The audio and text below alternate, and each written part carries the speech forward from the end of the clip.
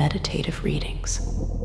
Today, we embark on a peaceful journey through the sacred words of the Old Testament as we read the book of Exodus in its entirety. Together, we will explore the story of God's guidance, His covenant with His people, and the unfolding of His plans for the Israelites, from their deliverance from Egypt to the giving of the law and the construction of the tabernacle, the dwelling place of Yahweh among His people. As we read, allow your mind to quiet, your breath to slow, and your heart to open. Let the words wash over you like a gentle stream, and imagine the scenes coming to life. The journey through the wilderness, the encampments, the sacred rituals, and the divine presence filling the tabernacle.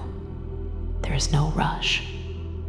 Let each verse guide you into reflection, peace, and spiritual connection. Feel the sacredness of each moment and the timeless truth in every word.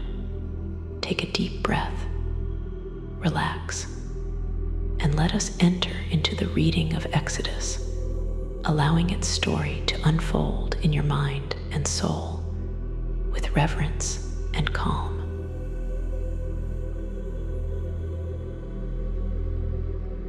The Book of Exodus, Chapter 1. These are the names of the Israelites who went with Jacob to Egypt.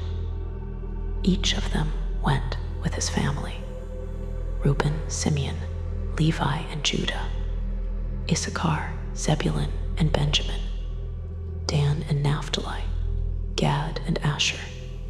In all, the descendants of Jacob numbered 70 persons. Joseph was in Egypt already. Then Joseph died, and his brothers, and all that generation. But the Israelites were fruitful and prolific. They became so numerous and powerful that eventually the whole land was full of them. Then there came to power in Egypt a new king who had never heard of Joseph. "Look," he said to his people, "the Israelites are now more numerous and stronger than we are. We must take precautions to stop them from increasing any further. Or if war should break out, they might join the ranks of our enemies. They might take arms against us and then escape from the country." Accordingly, they put taskmasters over the Israelites to wear them down by forced labor. In this way, they built the store cities of Pithom and Ramesses for Pharaoh. But the harder their lives were made, the more they increased and spread, until people came to fear the Israelites. So the Egyptians gave them no mercy in the demands they made, making their lives miserable with hard labor, with digging clay, making bricks, doing various kinds of field work, all sorts of labor that they imposed on them without mercy. The king of Egypt then spoke to the Hebrew midwives, one of whom was called Shiphrah and the other Puah. "When you attend Hebrew women in childbirth," he said, "look at the 2 stones. If it is a boy, kill him. If a girl, let her live." But the midwives were God-fearing women and did not obey the orders of the king of Egypt, but allowed the boys to live. So the king of Egypt summoned the midwives and said to them, "What do you mean by allowing the boys to live?" The midwives said to Pharaoh, "Hebrew women are not like Egyptian women. They are hardy and give birth before the midwife can get to them." For this, God was good to the midwives, and the people went on increasing and growing more powerful. And since the midwives feared God, he gave them families of their own. Pharaoh then gave all his people this command: throw every newborn boy into the river, but let all the girls live. Chapter 2. There was a man descended from Levi who had taken a woman of Levi as his wife. She conceived and gave birth to a son. And seeing what a fine child he was, she kept him hidden for 3 months. When she could hide him no longer, she got a papyrus basket for him. Coating it with bitumen and pitch, she put the child inside and laid it among the reeds at the river's edge. His sister took up position some distance away to see what would happen to him. Now Pharaoh's daughter went down to bathe in the river, while her maids walked along the riverside. Among the reeds, she noticed the basket, and she sent her maid to fetch it. She opened it and saw the child. The baby was crying. Feeling sorry for it, she said, "This is one of the little Hebrews." The child's sister then said to Pharaoh's daughter, "Shall I go and find you a nurse among the Hebrew women to nurse the child for you?" "Yes," said Pharaoh's daughter. And the girl went and called the child's own mother. Pharaoh's daughter said to her, "Take this child away and nurse it for me. I shall pay you myself for doing so." So the woman took the child away and nursed it. When the child grew up, she brought him to Pharaoh's daughter, who treated him like a son. She named him Moses, because, she said, "I drew him out of the water." It happened one day, when Moses was grown up, that he went to see his kinsmen. While he was watching their forced labor, he also saw an Egyptian striking a Hebrew, one of his kinsmen. Looking this way and that, and seeing no one in sight, he killed the Egyptian and hid him in the sand. On the following day, he came back, and there were 2 Hebrews fighting.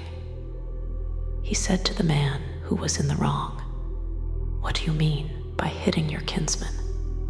And who appointed you?" The man retorted, "To be prince over us and judge." "Do you intend to kill me as you killed the Egyptian?" Moses was frightened. Clearly that business has come to light, he thought. When Pharaoh heard of the matter, he tried to put Moses to death. But Moses fled from Pharaoh. He went into Midianite territory and sat down beside a well. Now there was a priest of Midian with 7 daughters.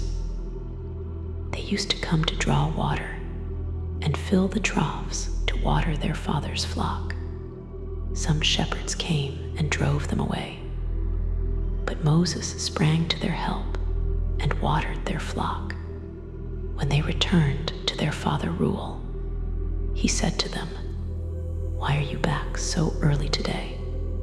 "An Egyptian protected us from the shepherds," they said, "and he even drew water for us and watered the flock." "And where is he?" he asked his daughters. "Why did you leave the man there? Ask him to eat with us." Moses agreed to stay on there with the man, who gave him his daughter Zipporah in marriage. She gave birth to a son, whom he named Gershom, because, he said, "I am an alien in a foreign land." During this long period the king of Egypt died. The Israelites, groaning in their slavery, cried out for help. And from the depths of their slavery, their cry came up to God. God heard their groaning. God remembered his covenant with Abraham, Isaac, and Jacob. God saw the Israelites and took note. Chapter 3. Moses was looking after the flock of his father-in-law Jethro, the priest of Midian. He led it to the far side of the desert and came to Horeb, the mountain of God. The angel of Yahweh appeared to him in a flame blazing from the middle of a bush. Moses looked. There was the bush blazing, but the bush was not being burnt up. Moses said, "I must go across and see this strange sight, and why the bush is not being burnt up." When Yahweh saw him going across to look, God called to him from the middle of the bush. "Moses, Moses," he said. "Here I am," he answered. "Come no nearer," he said. "Take off your sandals, for the place where you are standing is holy ground.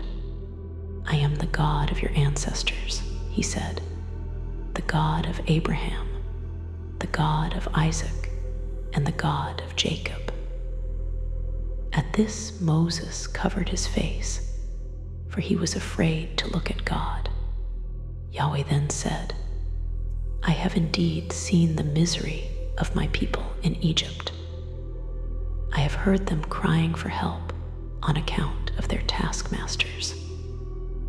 Yes, I am well aware of their sufferings, and I have come down to rescue them from the clutches of the Egyptians and bring them up out of that country to a country rich and broad, to a country flowing with milk and honey, to the home of the Canaanites, the Hittites, the Amorites, the Perizzites, the Hivites, and the Jebusites. Yes, indeed, the Israelites' cry for help has reached me, and I have also seen the cruel way in which the Egyptians are oppressing them. So now I am sending you to Pharaoh, for you to bring my people, the Israelites, out of Egypt." Moses said to God, "Who am I to go to Pharaoh and bring the Israelites out of Egypt?" "I shall be with you," God said, "and this is the sign by which you will know that I was the one who sent you. After you have led the people out of Egypt, you will worship God on this mountain." Moses then said to God, "Look, if I go to the Israelites and say to them, 'The God of your ancestors has sent me to you,' and they say to me, 'What is his name?' what am I to tell them?" God said to Moses, "I am he who is." And he said, "This is what you are to say to the Israelites, 'I am has sent me to you.'"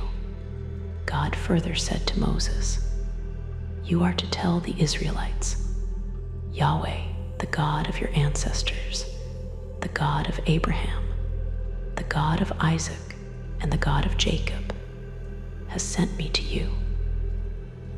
This is my name for all time, and thus I am to be invoked for all generations to come.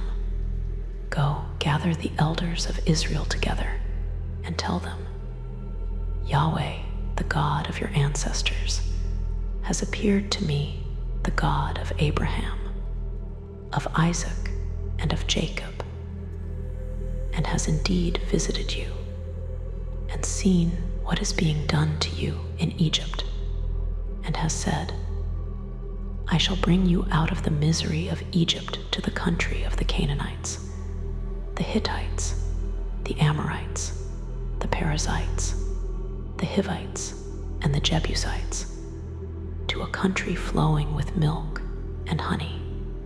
They will listen to your words, and you and the elders of Israel are to go to the king of Egypt and say to him, Yahweh, the God of the Hebrews, has encountered us. So now please allow us to make a 3 days journey into the desert and sacrifice to Yahweh our God. I am well aware that the king of Egypt will not let you go unless he is compelled by a mighty hand. He will not let you go until I have stretched out my arm and struck Egypt with all the wonders I intend to work there. I shall ensure that the Egyptians are so much impressed with this people that when you go, you will not go empty-handed. Every woman will ask her neighbor, and the woman staying in her house for silver and golden jewelry and clothing. In these, you will dress your own sons and daughters, despoiling the Egyptians of them. Chapter 4. Moses replied as follows: But suppose they will not believe me or listen to my words and say to me, Yahweh has not appeared to you. Yahweh then said, What is that in your hand? A staff, he said. Throw it on the ground, said Yahweh. Moses threw it on the ground. The staff turned into a snake, and Moses recoiled from it. Yahweh then said to Moses, Reach out your hand and catch it by the tail. He reached out his hand, caught it, and in his hand it turned back into a staff. Thus they may believe that Yahweh, the God of their ancestors, the God of Abraham, the God of Isaac, and the God of Jacob, has appeared to you. Next, Yahweh said to him, Put your hand inside your tunic. He put his hand inside his tunic, then drew it out again, and his hand was diseased, white as snow. Yahweh then said, Put your hand back inside your tunic. He put his hand back inside his tunic, and when he drew it out, there it was restored, just like the rest of his flesh. Even so, should they not believe you nor be convinced by the first sign, the second sign will convince them. But should they not be convinced by either of these two signs and refuse to listen to what you say, you are to take some water from the river and pour it on the ground, and the water you have taken from the river will turn to blood on the dry land. Moses said to Yahweh, Please, my Lord, I have never been eloquent, even since you have spoken to your servant, for I am slow and hesitant of speech. Who gave a person a mouth? Yahweh said to him.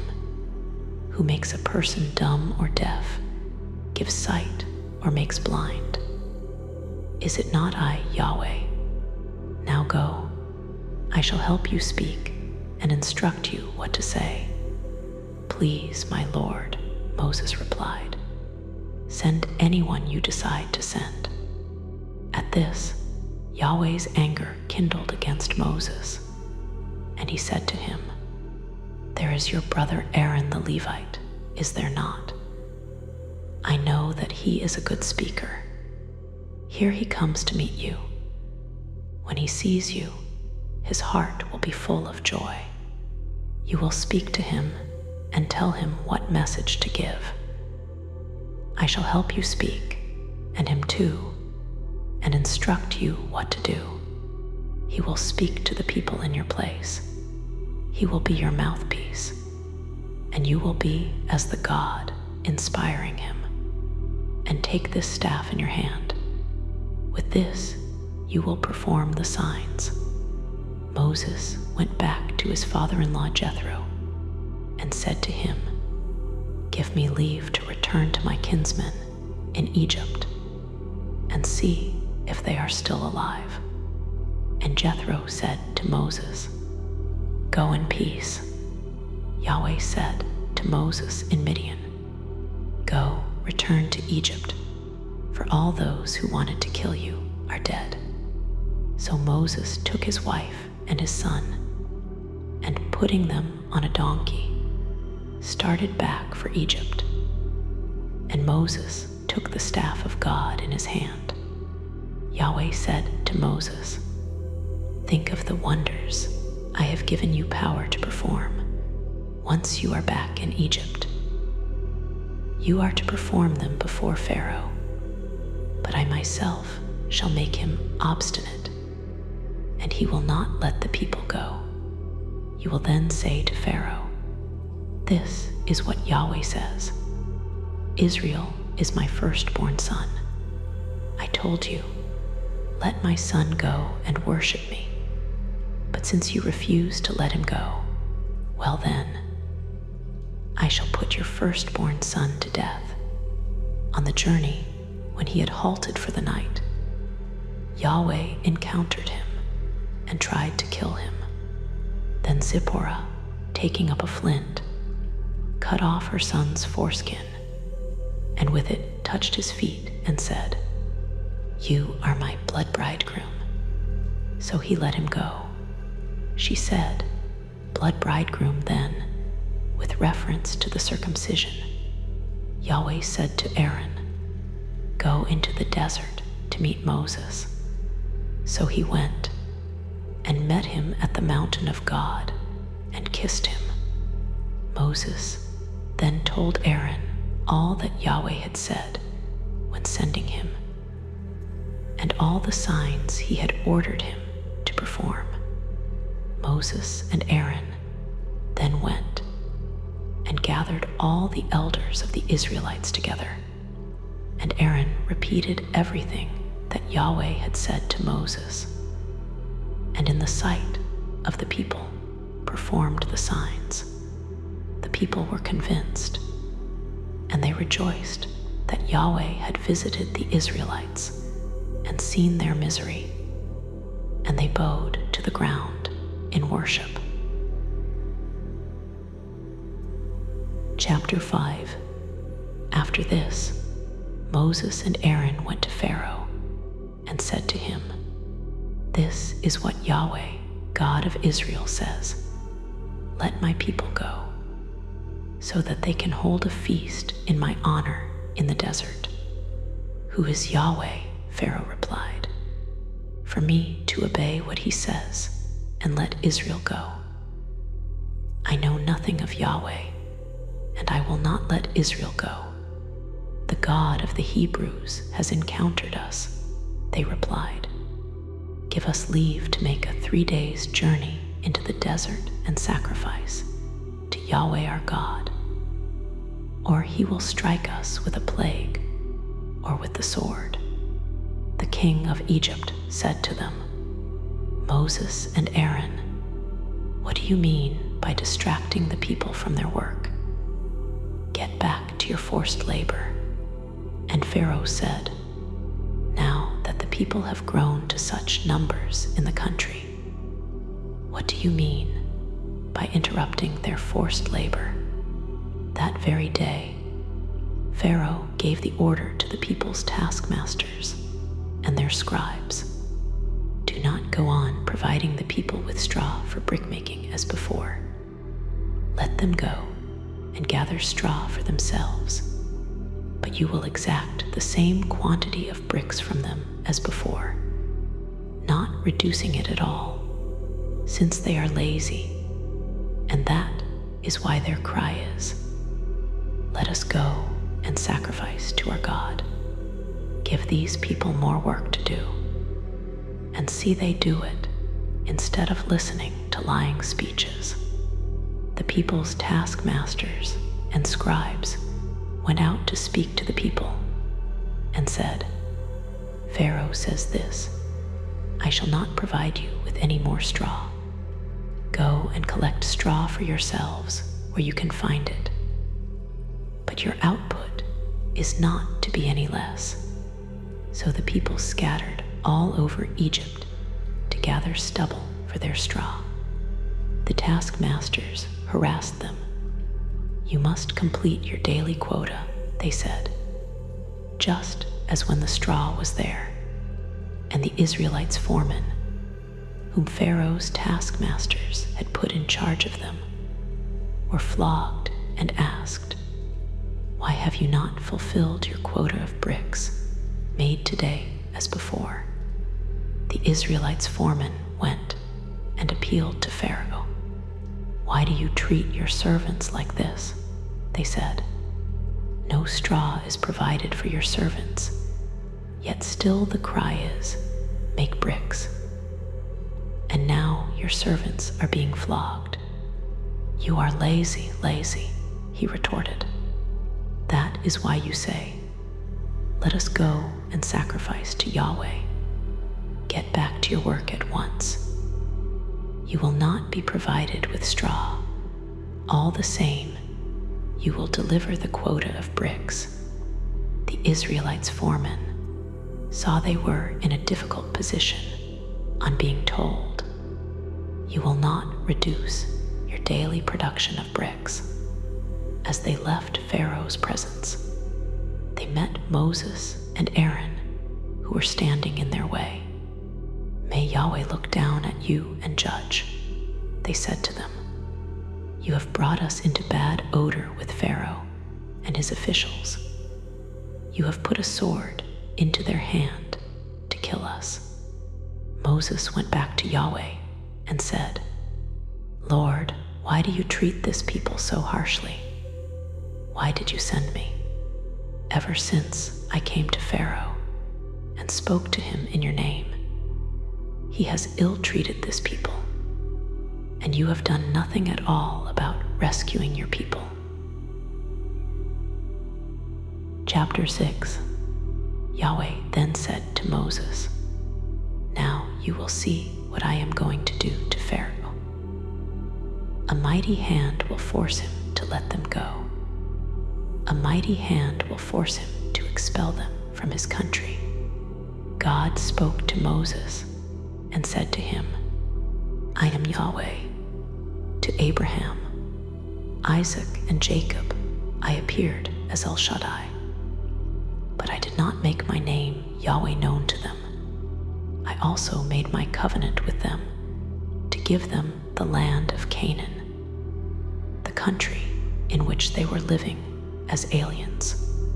Furthermore, I have heard the groaning of the Israelites, enslaved by the Egyptians, and have remembered my covenant.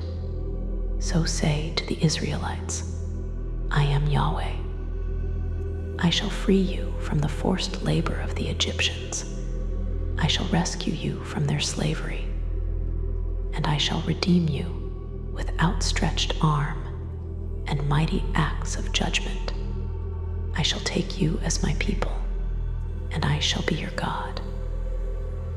And you will know that I am Yahweh your God, who have freed you from the forced labor of the Egyptians. Then I shall lead you into the country which I swore I would give to Abraham, Isaac, and Jacob, and shall give it to you as your heritage. I, Yahweh." And Moses repeated this to the Israelites, but they would not listen to Moses. So crushed was their spirit, and so cruel their slavery. Yahweh then said to Moses, "Go to Pharaoh, king of Egypt, and tell him to let the Israelites leave his country." But Moses spoke out in Yahweh's presence and said, "The Israelites have not listened to me. So why should Pharaoh take any notice of a poor speaker like me?" Yahweh spoke to Moses and Aaron and sent them to Pharaoh, king of Egypt, to lead the Israelites out of Egypt. These were their heads of families: the sons of Reuben, Israel's firstborn, Hanok, Palu, Hezron, and Carmi. These are the clans of Reuben. The sons of Simeon: Jemuel, Jamin, Ohad, Jachin, Zohar, and Shaul, son of the Canaanite woman. These are the clans of Simeon. These were the names of the sons of Levi with their descendants: Gershon, Kohath, and Merari. Levi lived for 137 years. The sons of Gershon: Libni and Shimei with their clans. The sons of Kohath: Amram, Izhar, Hebron, and Uzziel. Kohath lived for 133 years. The sons of Merari: Mali and Mushi. These are the clans of Levi with their descendants. Amram married Jochebed, his aunt, who bore him Aaron and Moses. Amram lived for 137 years. The sons of Izhar were Korah, Nepheg, and Zikri. And the sons of Uzziel: Mishael, Elzaphan, and Sithri. Aaron married Elisheba, daughter of Amminadab and sister of Nahshon, and she bore him Nadab, Abihu, Eleazar, and Ithamar. The sons of Korah: Asir, Elkanah, and Abiasaph. These are the clans of the Korahites. Eleazar, son of Aaron, married one of Putiel's daughters, who bore him Phinehas. These were the Levitical heads of families, according to clan. It was to this Aaron and Moses that Yahweh said, "Lead the Israelites out of Egypt in their armies." It was they who spoke to Pharaoh, king of Egypt, to lead the Israelites out of Egypt, namely Moses and Aaron. Now the day when Yahweh spoke to Moses in Egypt, Yahweh said to Moses, "Tell Pharaoh, king of Egypt, everything that I am going to say to you." But Moses said to Yahweh's face, "I am a poor speaker, so why should Pharaoh take any notice of me?" Chapter 7. Yahweh then said to Moses, "Look, I have made you as a god for Pharaoh, and your brother Aaron is to be your prophet. You must say whatever I command you, and your brother Aaron will repeat to Pharaoh that he is to let the Israelites leave his country, but I myself shall make Pharaoh stubborn, and shall perform many a sign and wonder in Egypt. Since Pharaoh will not listen to you, I shall lay my hand on Egypt, and with great acts of judgment lead my armies, my people, the Israelites, out of Egypt, and the Egyptians will know that I am Yahweh when I stretch out my hand against the Egyptians and lead the Israelites out of their country." Moses and Aaron did exactly as Yahweh had ordered. Moses was 80 years old and Aaron 83 when they spoke to Pharaoh. Yahweh said to Moses and Aaron, "If Pharaoh says to you, 'Display some marvel,' you must say to Aaron, 'Take your staff and throw it down in front of Pharaoh, and let it turn into a serpent.'" Moses and Aaron went to Pharaoh and did as Yahweh had ordered. Aaron threw down his staff in front of Pharaoh and his officials, and it turned into a serpent. Then Pharaoh in his turn called for the sages and sorcerers, and by their spells the magicians of Egypt did the same. Each threw his staff down, and these turned into serpents. But Aaron's staff swallowed up theirs. Pharaoh, however, remained obstinate, and as Yahweh had foretold, refused to listen to Moses and Aaron. Yahweh then said to Moses, "Pharaoh is adamant. He refuses to let the people go. Go to Pharaoh tomorrow morning as he makes his way to the water. Confront him on the riverbank. and in your hand take the staff that turned into a snake. Say to him, Yahweh, God of the Hebrews, sent me to say, let my people go and worship in the desert. Up till now, you have refused to listen. This is what Yahweh says. You will know that I am Yahweh by this. With the staff that is in my hand, I shall strike the waters of the river, and they will turn to blood. The fish in the river will die, and the river will stink, and the Egyptians will not be able to drink the river water. Yahweh said to Moses, say to Aaron, take your staff and stretch out your hand over the waters of Egypt, over their rivers and canals, their marshland, and all their reservoirs, and they will turn to blood. There will be blood throughout the whole of Egypt, even in sticks and stones. Moses and Aaron did as Yahweh ordered. He raised his staff and struck the waters of the river, with Pharaoh and his officials looking on, and all the water in the river turned to blood. The fish in the river died, and the river stank, and the Egyptians could no longer drink the river water. Throughout the whole of Egypt there was blood, but by their spells the magicians of Egypt did the same. Pharaoh remained obstinate, and as Yahweh had foretold, refused to listen to Moses and Aaron. Pharaoh turned away and went back into his palace, taking no notice even of this, and the Egyptians all dug holes along the riverbank in search of drinking water, since they could not drink the river water. After Yahweh struck the river, 7 days went by. Then Yahweh said to Moses, go to Pharaoh and say to him, Yahweh says this, let my people go and worship me. If you refuse to let them go, I shall strike your whole territory with frogs. The river will swarm with frogs. They will make their way into your palace, into your bedroom, onto your bed, into the houses of your officials and subjects, into your ovens, into your kneading bowls. The frogs will actually clamber onto you, onto your subjects, and onto all your officials. Chapter 8.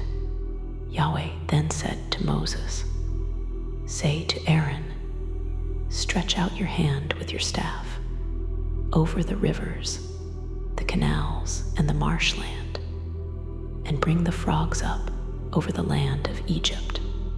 So Aaron stretched out his hand over the waters of Egypt, and the frogs came up and covered the land of Egypt. But by their spells, the magicians did the same, bringing frogs over the land of Egypt. Pharaoh then summoned Moses and Aaron and said, entreat Yahweh to take the frogs away from me and my subjects. And I promise to let the people go and sacrifice to Yahweh. Moses said to Pharaoh, you are the one to gain by it. When would you like me to pray for you, your officials, and your subjects, so as to rid you and your houses of the frogs, so that they will be left only in the river? Tomorrow, he said. Moses said, it shall be as you say, so that you will know that there is no one like Yahweh our God. The frogs will leave you, your houses, your officials, and your subjects, and will be left only in the river. Moses and Aaron left Pharaoh's presence, and Moses pleaded with Yahweh about the frogs, which he had inflicted on Pharaoh. Yahweh did as Moses asked, and in house and courtyard and field the frogs died. They piled them up in heaps, and the country stank. But once Pharaoh saw that there had been a respite, he became obstinate, and, as Yahweh had foretold, refused to listen to them. Yahweh then said to Moses, "Say to Aaron, stretch out your staff and strike the dust of the earth, and it will turn into mosquitoes throughout the whole of Egypt." Aaron stretched out his hand with his staff and struck the dust of the earth, and there were mosquitoes on man and beast. All the dust of the earth turned into mosquitoes throughout the whole of Egypt. By their spells, the magicians tried to produce mosquitoes in the same way but failed. And there were mosquitoes on man and beast. So the magicians said to Pharaoh, "This is the finger of God." But Pharaoh was obstinate, and as Yahweh had foretold, refused to listen to them.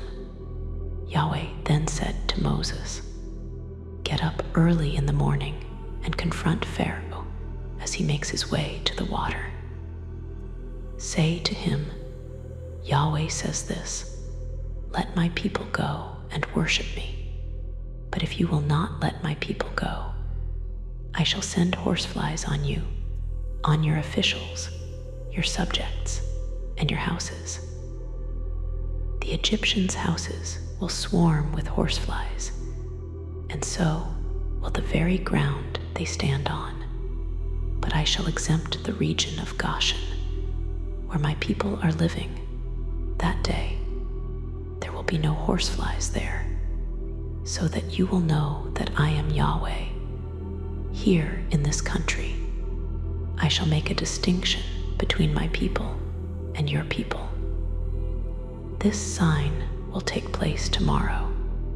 Yahweh did this, and great swarms of horseflies found their way into Pharaoh's palace, into his officials' houses, and all over Egypt. The country was ruined by the horseflies. Pharaoh then summoned Moses and Aaron and said, "Go and sacrifice to your God inside the country."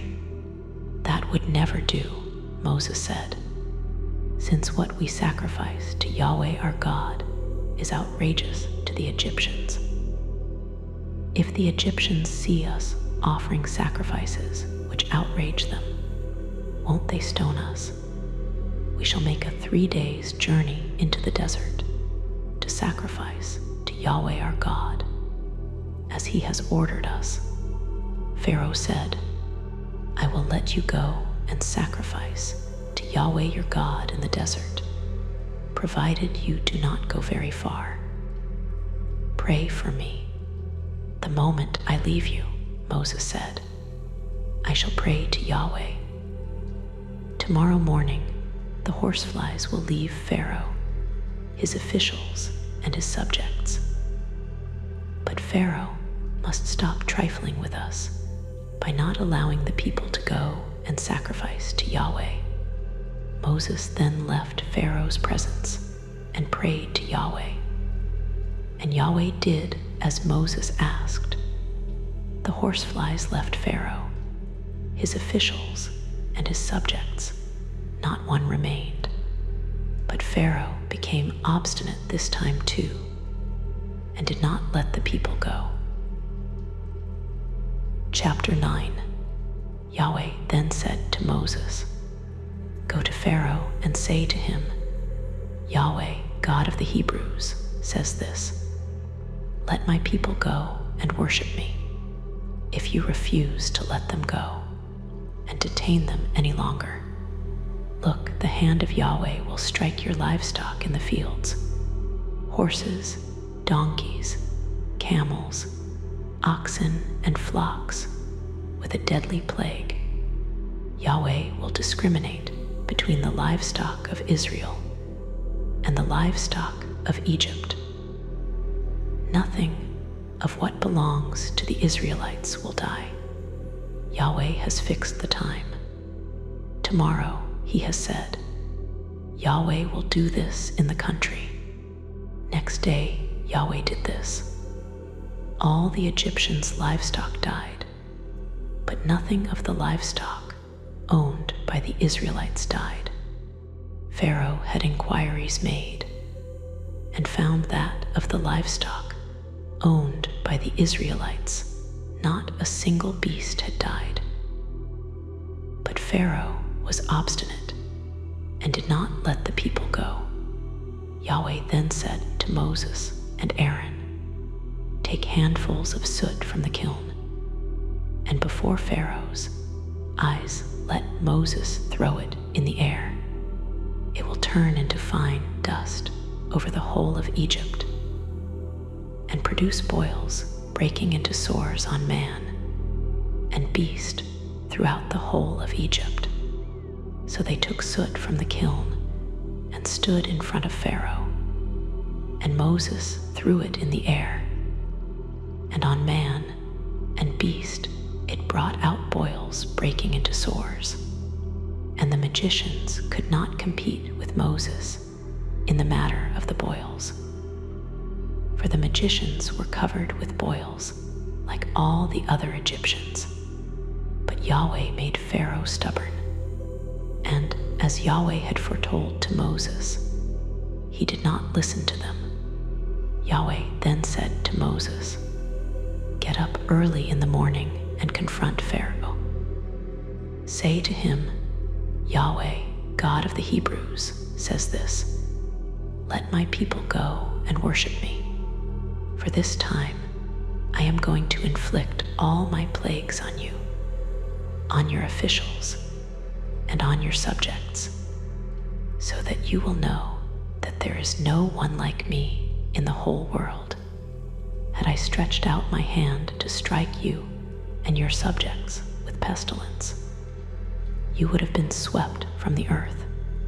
But I have let you survive for this reason, to display my power to you, and to have my name talked of throughout the world, since you take a high hand with my people, refusing to let them go.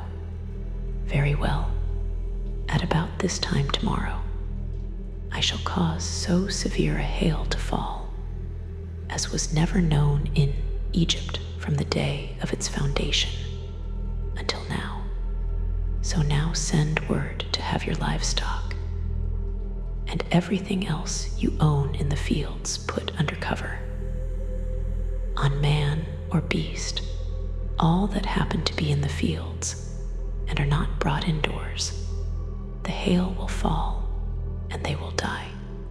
Those of Pharaoh's officials who respected what Yahweh said brought their slaves and livestock indoors, but those who did not take to heart what Yahweh said left their slaves and livestock in the fields.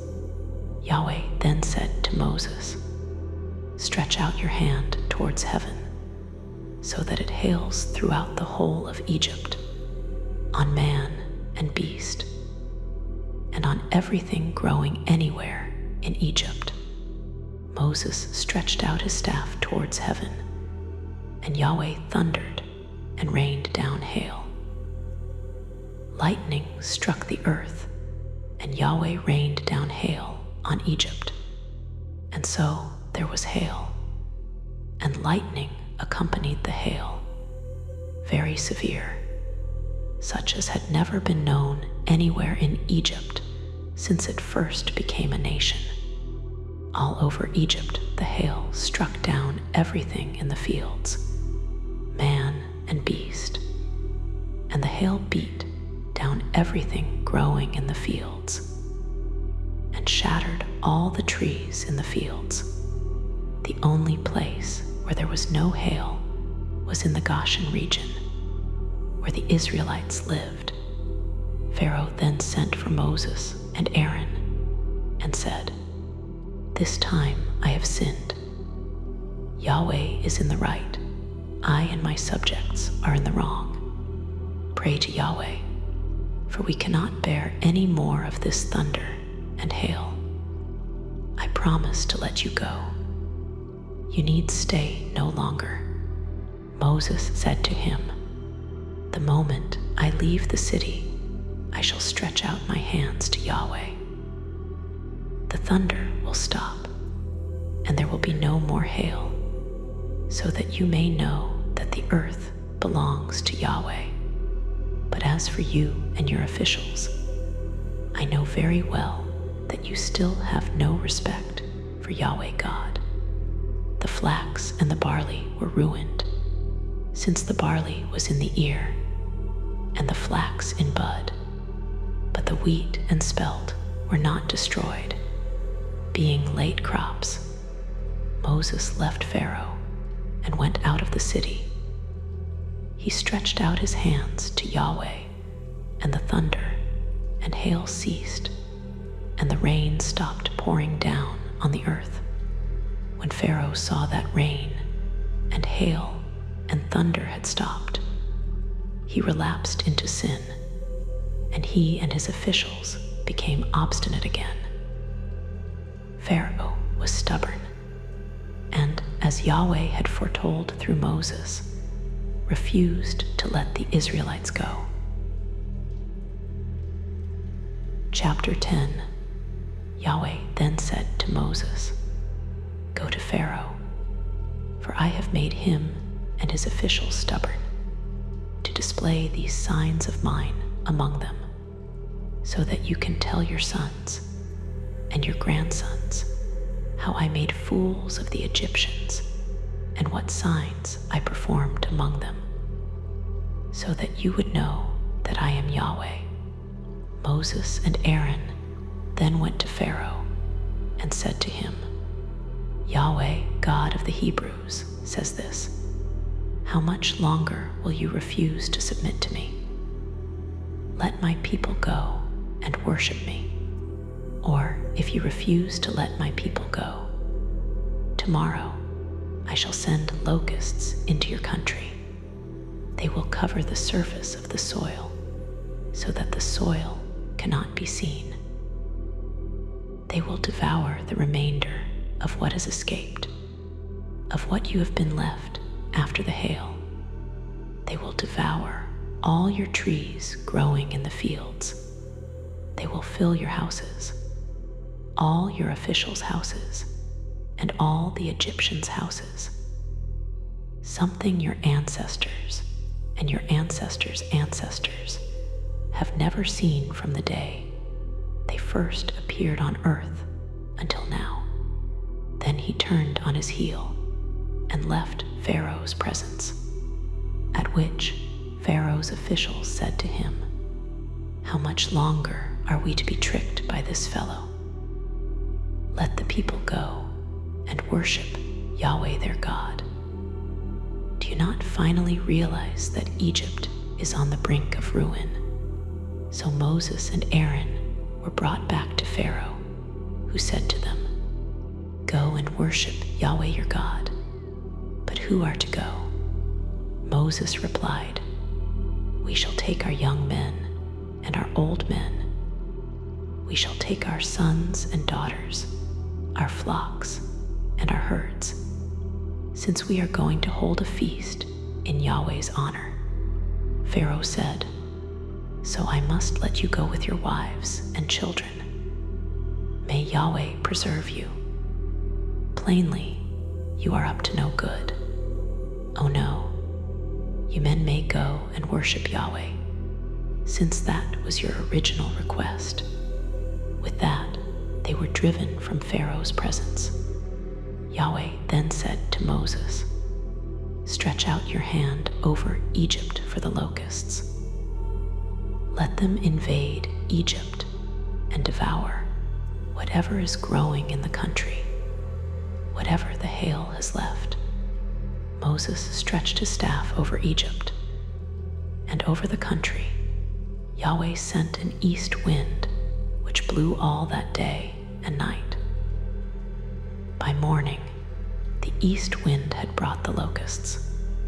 the locusts invaded the whole of Egypt and settled all over Egypt in great swarms.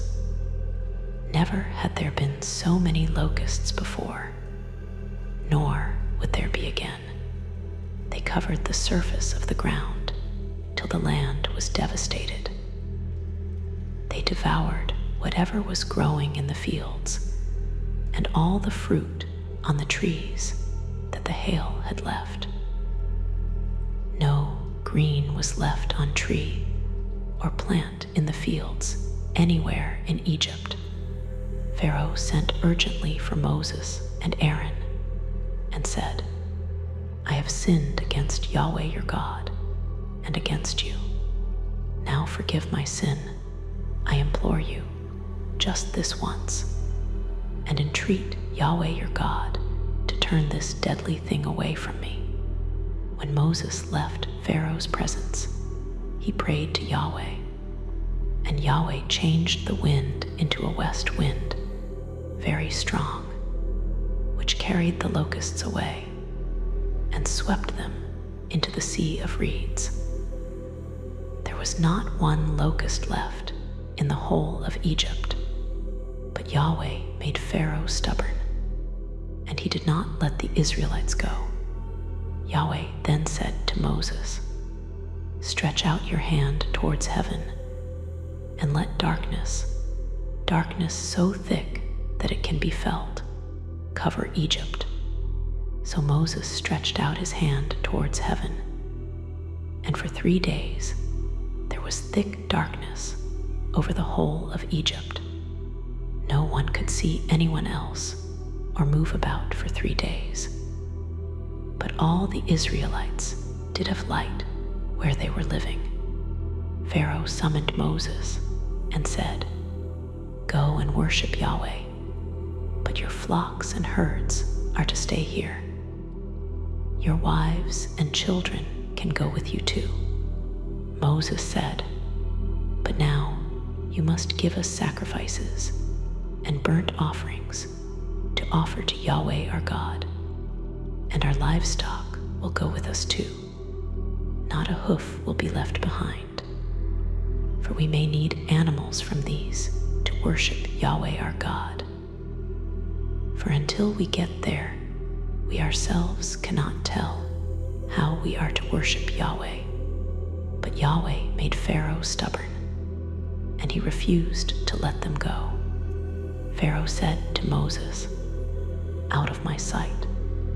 Be sure you never see my face again, for the next time you see my face you die." Moses then said, "You yourself have said it. I shall never see your face again." Chapter 11. Yahweh then said to Moses, "I shall inflict one more plague on Pharaoh and Egypt, after which he will let you go away. When he lets you go, he will actually drive you out.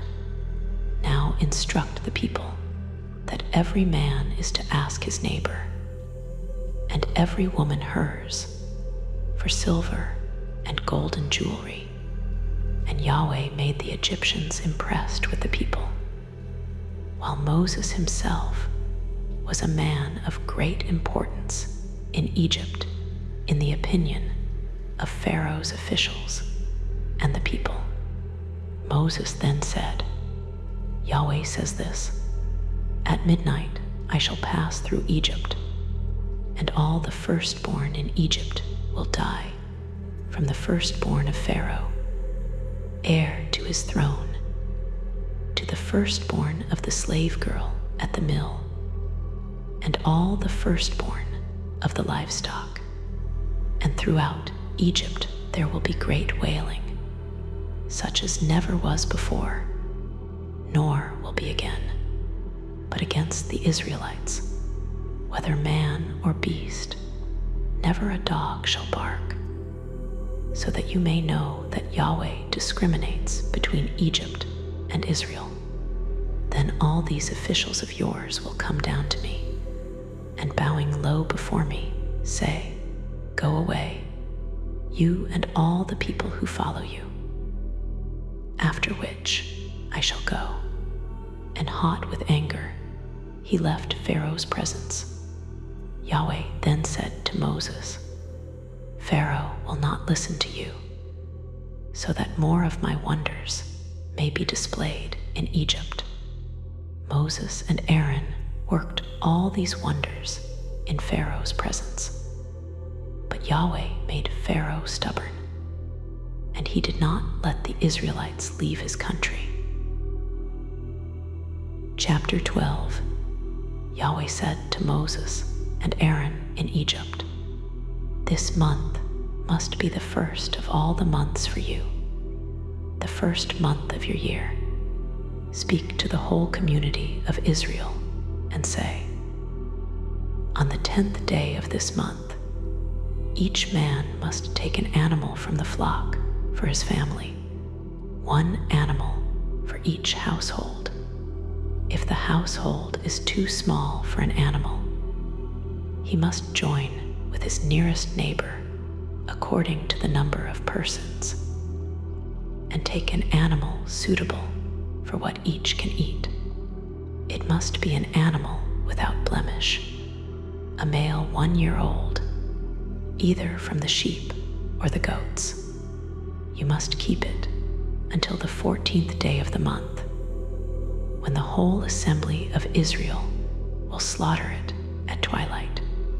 Some of the blood must be taken and put on both doorposts and the lintel of the houses where it is eaten. That night, the flesh must be eaten roasted over the fire with unleavened bread and bitter herbs. Do not eat it raw or boiled in water. You must not leave any until morning. Whatever remains must be burned. Eat it with a belt around your waist, sandals on your feet, and staff in hand. Eat it hurriedly. It is the Passover in Yahweh's honor. That night I shall pass through Egypt and strike down all the firstborn in Egypt, both man and beast, and execute justice on all the gods of Egypt. The blood will be a sign for you on the houses, and when I see it, I will pass over you, and you will escape the destructive plague. This day must be commemorated, kept as a feast in Yahweh's honor, for all generations. For 7 days eat unleavened bread. On the first day, remove all leaven from your houses. Anyone who eats leavened bread from the 1st to the 7th day will be outlawed from Israel. Hold a sacred assembly on the 1st and 7th days. No work is to be done except what is required to eat. Keep the feast of unleavened bread, because on that same day I brought your armies out of Egypt. Keep this day generation after generation, from the evening of the 14th day until the evening of the 21st day. Eat unleavened bread. For 7 days, no leaven is to be found in your houses. Anyone who eats leavened bread will be outlawed from the community of Israel. You will eat nothing with leaven wherever you live. Eat unleavened bread. Moses summoned all the elders of Israel. Go and choose a lamb or kid for your families, and kill the Passover victim. Take a bunch of hyssop, dip it in the blood in the basin, and touch the lintel and doorposts. Do not leave your house until morning, when Yahweh strikes Egypt and sees the blood. He will pass over your houses and spare you. Observe this as a decree binding on you and your children for all time. When your children ask, "What does this ritual mean?" tell them, "It is the Passover sacrifice in honor of Yahweh, who passed over the houses of the Israelites in Egypt, striking Egypt, but sparing our houses. The people bowed in worship and obeyed Yahweh's command. At midnight, Yahweh struck down all the firstborn in Egypt, from Pharaoh's heir to the firstborn of prisoners and all livestock. There was great wailing, for not a house was without a dead. Pharaoh summoned Moses and Aaron at dawn. "Up, leave my subjects. Go and worship Yahweh as you have asked. Take your flocks and herds and go." The Egyptians urged the Israelites out, fearing for their lives. The Israelites carried their dough still unleavened and asked the Egyptians for silver, gold, and clothing. Yahweh impressed the Egyptians, who gave them all they asked, about 600,000 men, not counting women and children, left Ramesses for Sukkot, with flocks, herds, and a mixed crowd. They baked unleavened cakes, for the dough had not risen, being driven out without time to prepare. The Israelites had lived in Egypt for 430 years. On the very day the 430 years ended, Yahweh's armies left Egypt. The night of their departure must be kept as a vigil in honor of Yahweh for all generations. This ritual is for the Passover. No alien may eat it, only those circumcised. Hired servants may eat if circumcised. It must be eaten in one house. None of the meat may be taken out or have its bones broken. The whole community of Israel must keep it. Any stranger wishing to participate must be circumcised to count as a citizen. The same law applies to all residents. The Israelites did as Yahweh commanded Moses and Aaron. And that very day, Yahweh brought the Israelites out of Egypt with their armies. Chapter 13. Yahweh spoke to Moses and said, "Consecrate all the firstborn to me, the first birth from every womb among the Israelites. Whether man or beast, it is mine." Moses said to the people, "Remember this day on which you came out of Egypt from the place of slave labor. For by the strength of his hand, Yahweh brought you out of it. No leavened bread may be eaten. On this day, in the month of Abib, you are leaving. And when Yahweh has brought you into the country of the Canaanites, the Hittites, the Amorites, the Hivites, and the Jebusites, flowing with milk and honey, which he swore to your ancestors that he would give you, then you must observe this rite in the same month. For 7 days you will eat unleavened bread. And on the 7th day there must be a feast in Yahweh's honor.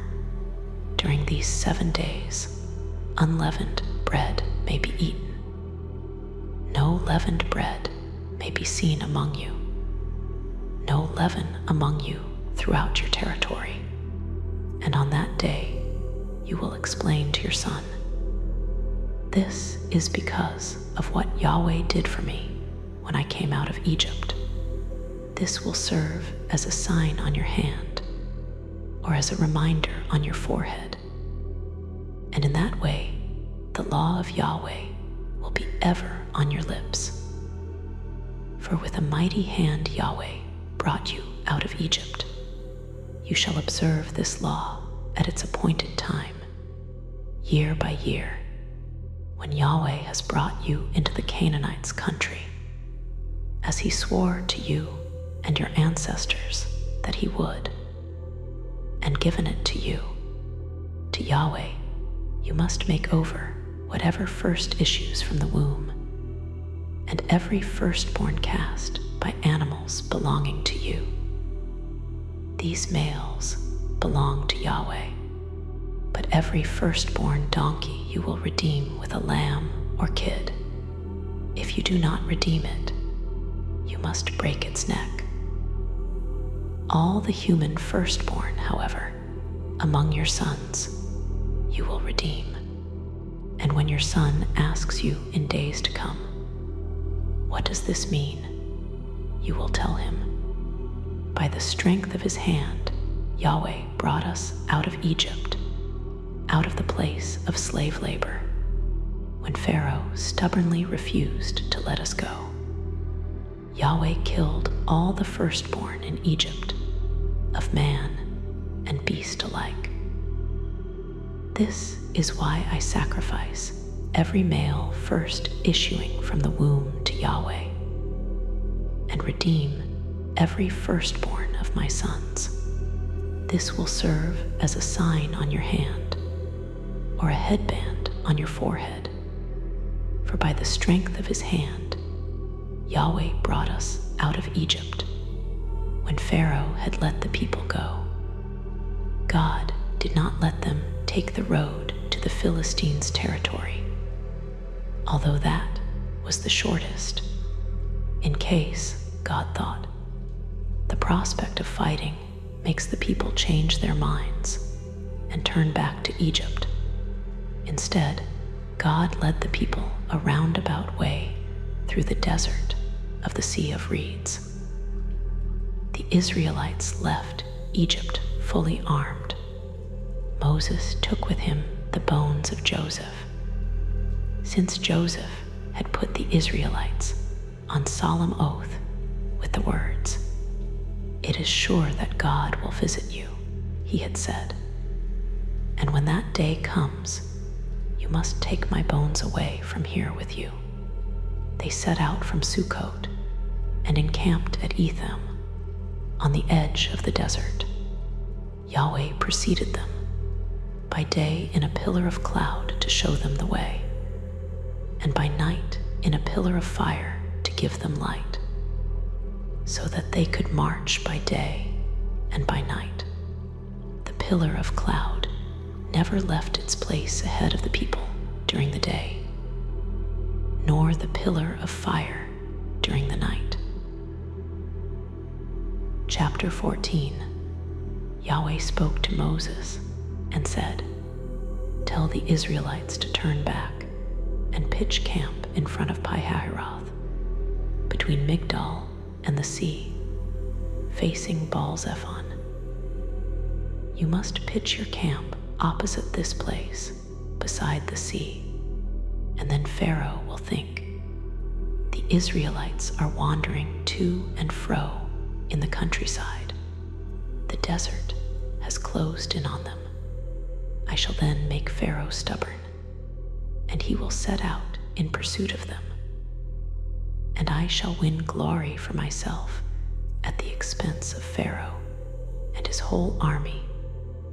And then the Egyptians will know that I am Yahweh.' And the Israelites did this when Pharaoh, king of Egypt, was told that the people had fled. He and his officials changed their attitude towards the people. 'What have we done?' they said, 'allowing Israel to leave our service?' So Pharaoh had his chariot harnessed and set out with his troops, taking 600 of the best chariots and all the other chariots in Egypt, with officers in each. Yahweh made Pharaoh, king of Egypt, stubborn, and he gave chase to the Israelites.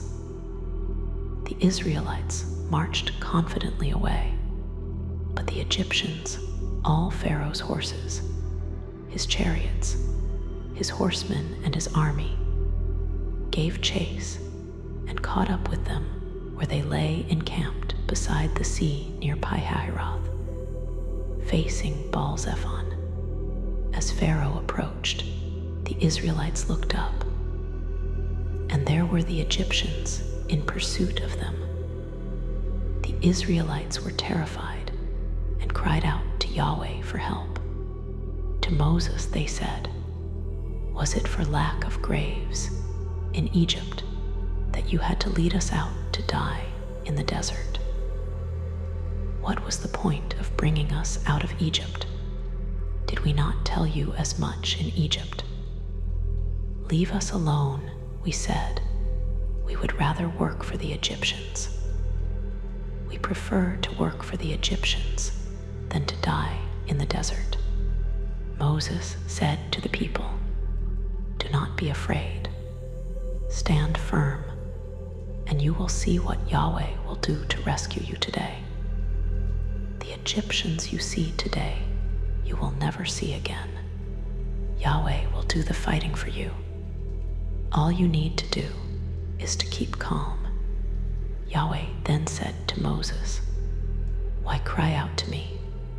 Tell the Israelites to march on. Your part is to raise your staff and stretch out your hand over the sea and divide it, so that the Israelites can walk through the sea on dry ground, while I, for my part, shall make the Egyptians so stubborn that they will follow them. And I shall win glory for myself at the expense of Pharaoh and all his army, chariots, and horsemen.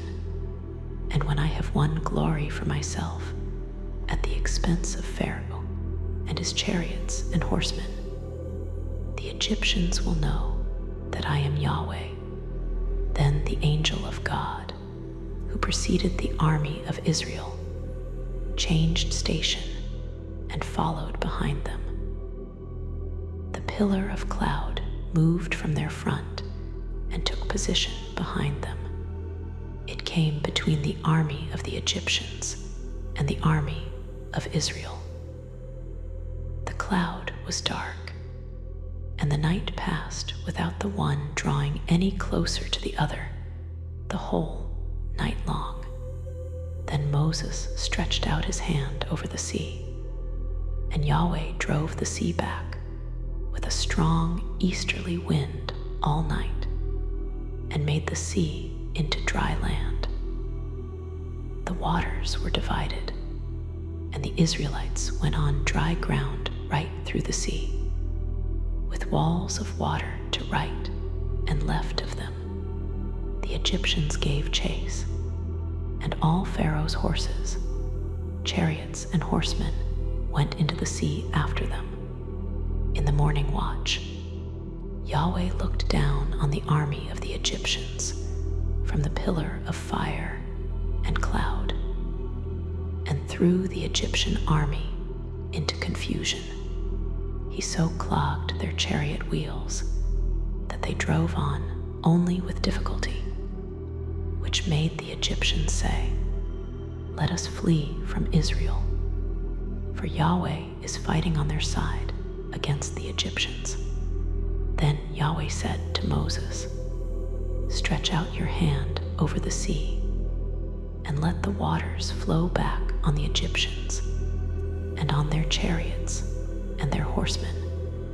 Moses stretched out his hand over the sea, and as day broke, the sea returned to its bed.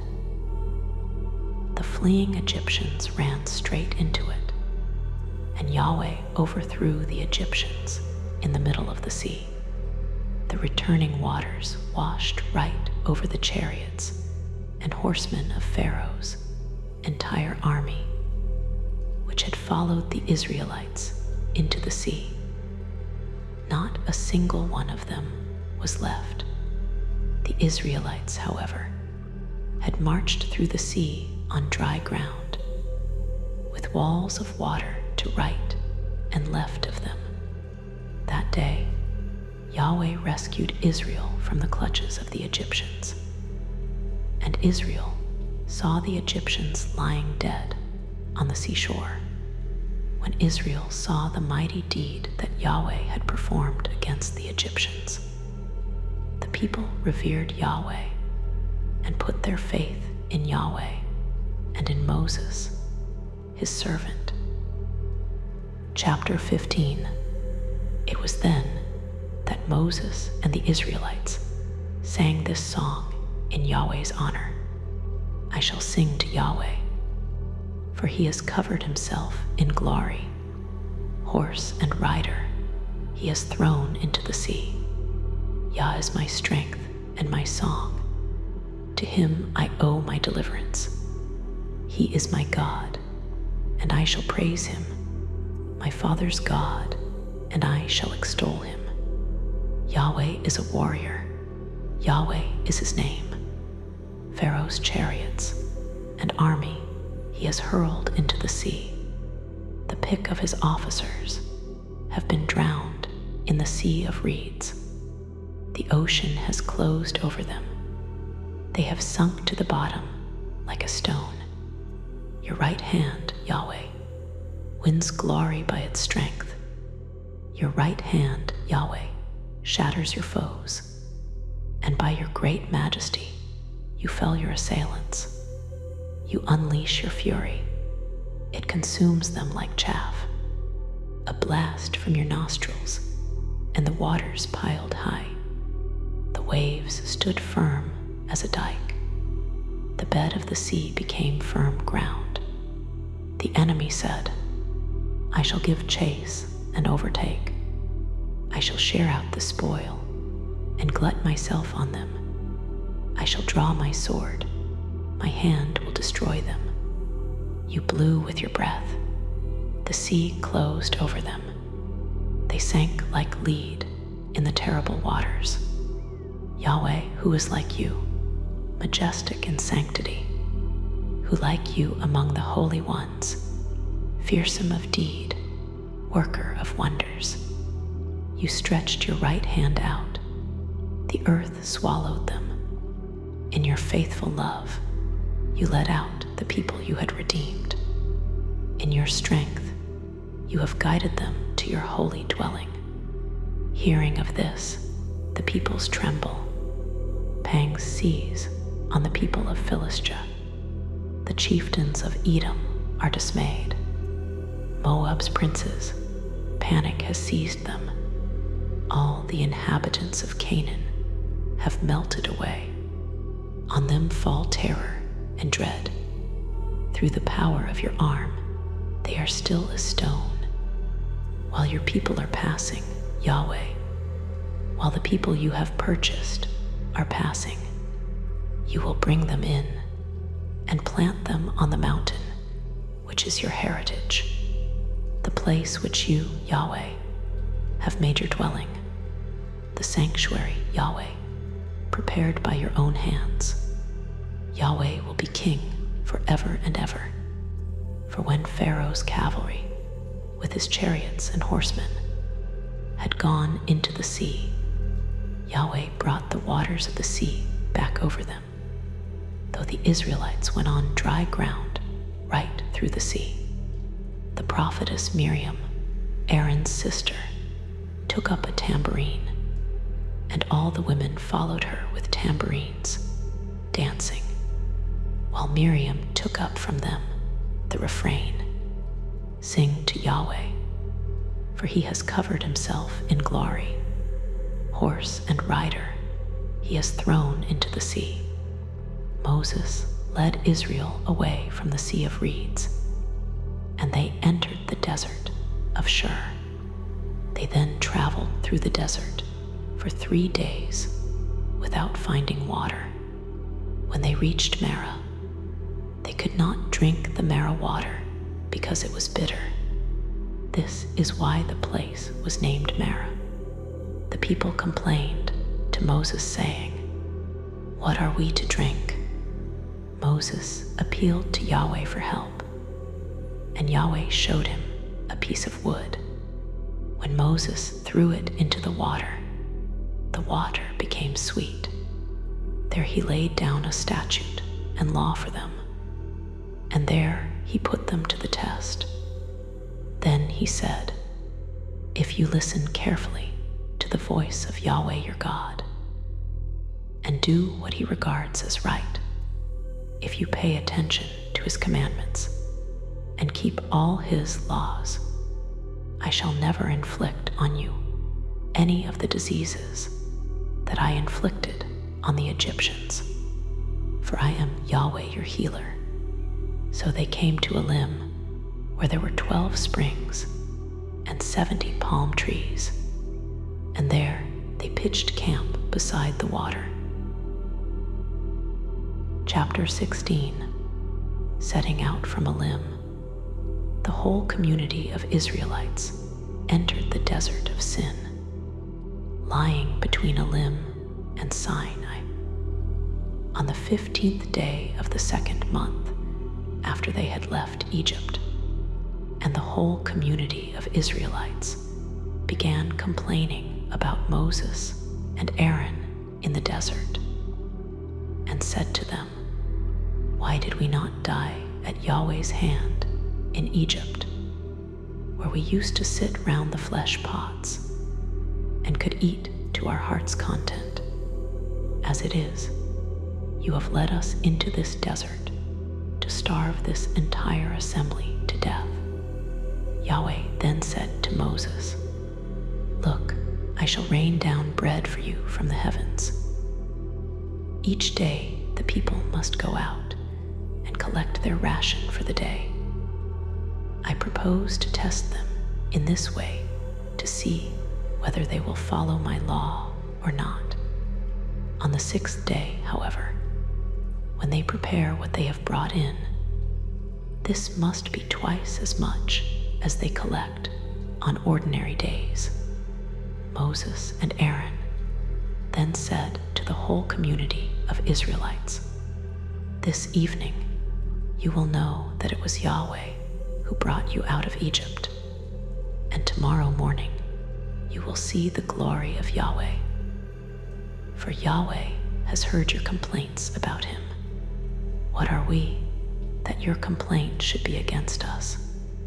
Moses then said, "This evening Yahweh will give you meat to eat, and tomorrow morning bread to your heart's content. For Yahweh has heard your complaints about him. What do we count for? Your complaints are not against us, but against Yahweh."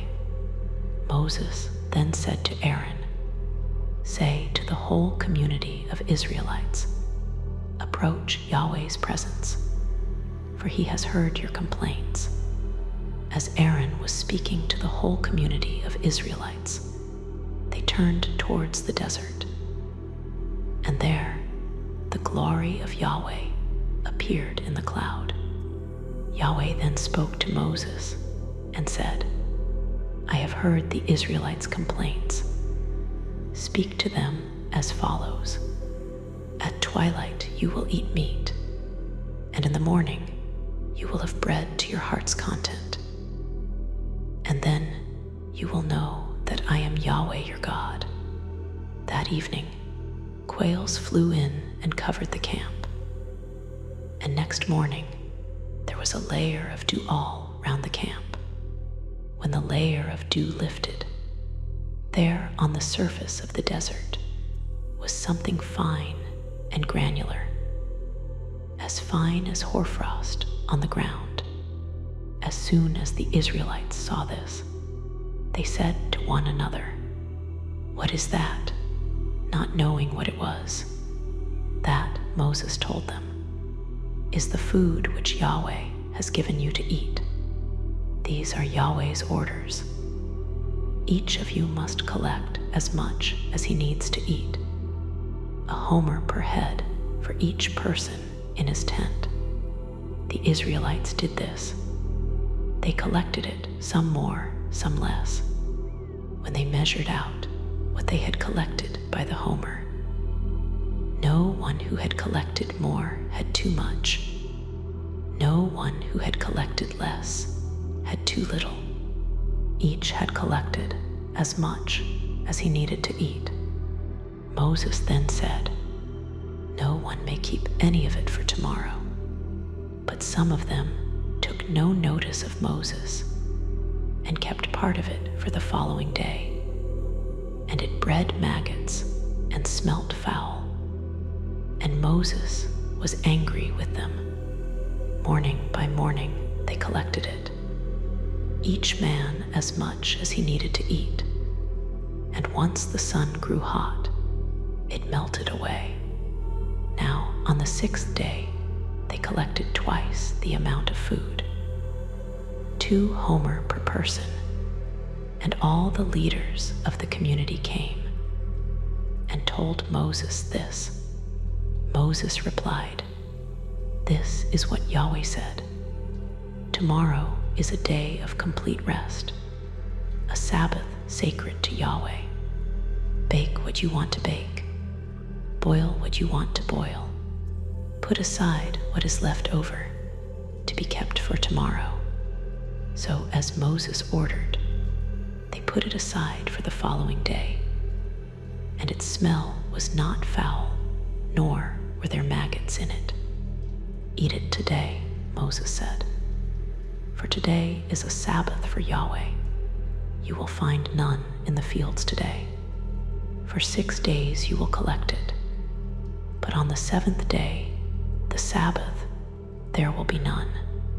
On the 7th day, some of the people went out to collect it, but they found none. Yahweh then said to Moses, "How much longer will you refuse to obey my commandments and laws? Look, Yahweh has given you the Sabbath.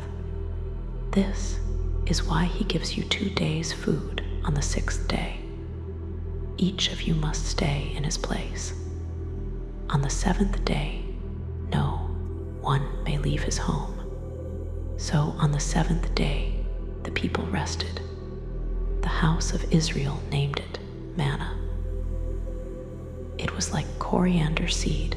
It was white, and its taste was like that of wafers made with honey. Moses then said, "These are Yahweh's orders.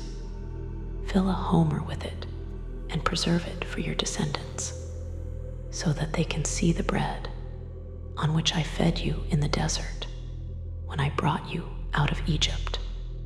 Moses then said to Aaron, "Take a jar, and in it put a full homer of manna, and store it in Yahweh's presence, to be kept for your descendants." Accordingly, Aaron stored it in front of the testimony, to be preserved, as Yahweh had ordered Moses. The Israelites ate manna for 40 years, up to the time they reached inhabited country. They ate manna up to the time they reached the frontiers of Canaan. A homer is 1/10 of an ephah. Chapter 17. The whole community of Israelites left the desert of Sin, traveling by stages as Yahweh ordered. They pitched camp at Rephidim, where there was no water for the people to drink. The people took issue with Moses for this and said, "Give us water to drink." Moses replied, "Why take issue with me? Why do you put Yahweh to the test?" But tormented by thirst, the people complained to Moses. "Why did you bring us out of Egypt?" they said. "Only to make us, our children and our livestock, die of thirst." Moses appealed to Yahweh for help. "How am I to deal with this people?" he said. "Any moment now they will stone me." Yahweh then said to Moses, "Go on ahead of the people, taking some of the elders of Israel with you. In your hand, take the staff with which you struck the river, and go.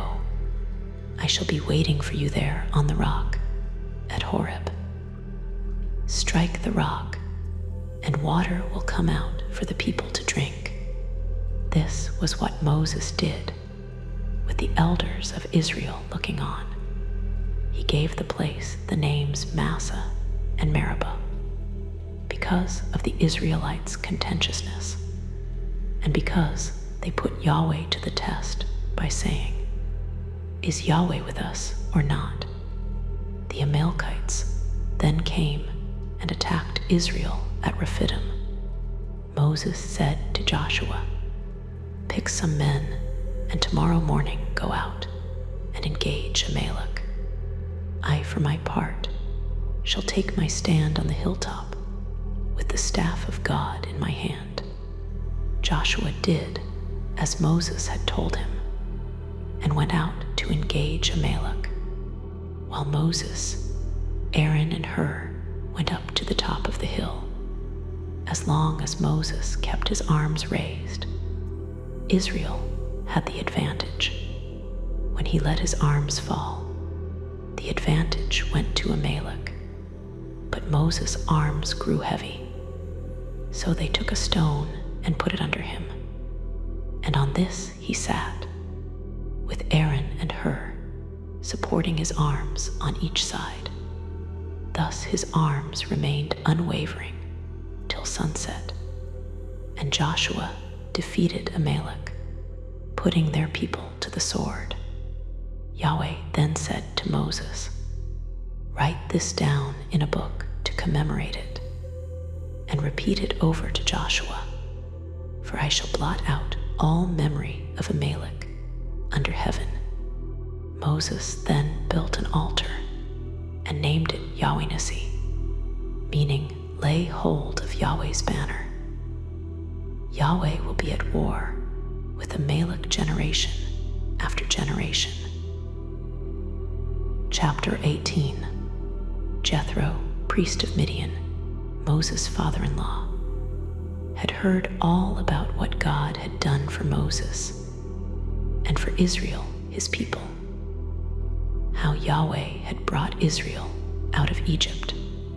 Jethro, Moses' father-in-law, then took back Zipporah, Moses' wife, whom Moses had sent home, with her 2 sons.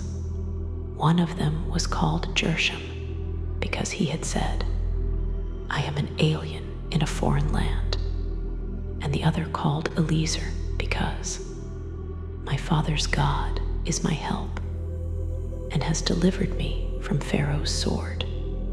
Then Jethro, Moses' father-in-law, with Moses' sons and wife, came to Moses in the desert where he was encamped, at the mountain of God. "Here is your father-in-law Jethro approaching," Moses was told, "with your wife and her 2 sons." So Moses went out to greet his father-in-law, bowed low to him, and kissed him. And when each had asked how the other was, they went into the tent. Moses then told his father-in-law all about what Yahweh had done to Pharaoh and the Egyptians for Israel's sake, and about all the hardships that they had encountered on the way, and how Yahweh had rescued them. And Jethro was delighted at all Yahweh's goodness to Israel in having rescued them from the clutches of the Egyptians. "Blessed be Yahweh," Jethro exclaimed, "for having rescued you from the clutches of the Egyptians and the clutches of Pharaoh, for having rescued the people from the grasp of the Egyptians. Now I know that Yahweh is greater than all other gods." Jethro, Moses' father-in-law, then offered a burnt offering and other sacrifices to God, and Aaron and all the elders of Israel came and ate with Moses' father-in-law in the presence of God. On the following day, Moses took his seat to administer justice for the people, and the people were standing round him from morning till evening, seeing all he did for the people. Moses' father-in-law said to him, "Why do you do this for the people? Why sit here alone with the people standing round you from morning till evening?" Moses replied to his father-in-law, "Because the people come to me to consult God. When they have a problem, they come to me, and I give a ruling between the one and the other, and make God's statutes and laws known to them. Moses' father-in-law then said to him, "What you are doing is not right. You will only tire yourself out, and the people with you too, for the work is too heavy for you. You cannot do it all yourself. Now listen to the advice I am going to give you, and God be with you. Your task is to represent the people to God, to lay their cases before God, and to teach them the statutes and laws, and show them the way they ought to follow and how they ought to behave. At the same time, from the people at large choose capable and God-fearing men who are trustworthy and incorruptible, and put them in charge of them as heads of thousands, hundreds, fifties, and tens, and make them the people's permanent judges. They will refer all important matters to you, but all minor matters they will decide themselves, so making things easier for you by sharing the burden with you. If you do this, and may God so command you, you will be able to stand the strain, and all these people will go home satisfied." Moses took his father-in-law's advice and did just as he said. Moses chose capable men from all Israel and put them in charge of the people as heads of thousands, hundreds, fifties, and tens. These acted as the people's permanent judges. They referred hard cases to Moses, but decided minor matters themselves. Moses then set his father-in-law on his way, and he traveled back to his own country. Chapter 19. 3 months to the day after leaving Egypt, the Israelites reached the desert of Sinai. Setting out from Rephidim, they reached the desert of Sinai and pitched camp in the desert. There, facing the mountain, Israel pitched camp. Moses then went up to God, and Yahweh called to him from the mountain, saying, "Say this to the house of Jacob. Tell the Israelites, you have seen for yourselves what I did to the Egyptians, and how I carried you away on eagle's wings and brought you to me. So now, if you are really prepared to obey me and keep my covenant, you, out of all peoples, shall be my personal possession, for the whole world is mine. For me, you shall be a kingdom of priests, a holy nation." Those are the words you are to say to the Israelites. So Moses went and summoned the people's elders and acquainted them with everything that Yahweh had bidden him. And the people all replied with one accord, "Whatever Yahweh has said, we will do." Moses then reported to Yahweh what the people had said. Yahweh then said to Moses, "Look, I shall come to you in a dense cloud, so that the people will hear when I speak to you, and believe you ever after." Moses then told Yahweh what the people had said. Yahweh then said to Moses, "Go to the people and tell them to sanctify themselves today and tomorrow. They must wash their clothes and be ready for the day after tomorrow. For the day after tomorrow, in the sight of all the people, Yahweh will descend on Mount Sinai. You will mark out the limits of the mountain and say, 'Take care not to go up the mountain or to touch the edge of it. Anyone who touches the mountain will be put to death. No one may lay a hand on him. He must be stoned or shot by arrow, whether he shall not live. When the ram's horn sounds a long blast, they must go up the mountain. So Moses came down from the mountain to the people. He made the people sanctify themselves, and they washed their clothes. He then said to the people, "Be ready for the day after tomorrow. Do not touch a woman." Now at daybreak 2 days later, there were peals of thunder and flashes of lightning, dense cloud on the mountain, and a very loud trumpet blast. And in the camp, all the people trembled. Then Moses led the people out of the camp to meet God, and they took their stand at the bottom of the mountain. Mount Sinai was entirely wrapped in smoke, because Yahweh had descended on it in the form of fire. The smoke rose like smoke from a furnace, and the whole mountain shook violently. Louder and louder grew the trumpeting. Moses spoke, and God answered him in the thunder. Yahweh descended on Mount Sinai, on the top of the mountain, and Yahweh called Moses to the top of the mountain, and Moses went up. Yahweh then said to Moses, "Go down and warn the people not to break through to look at Yahweh, or many of them will perish.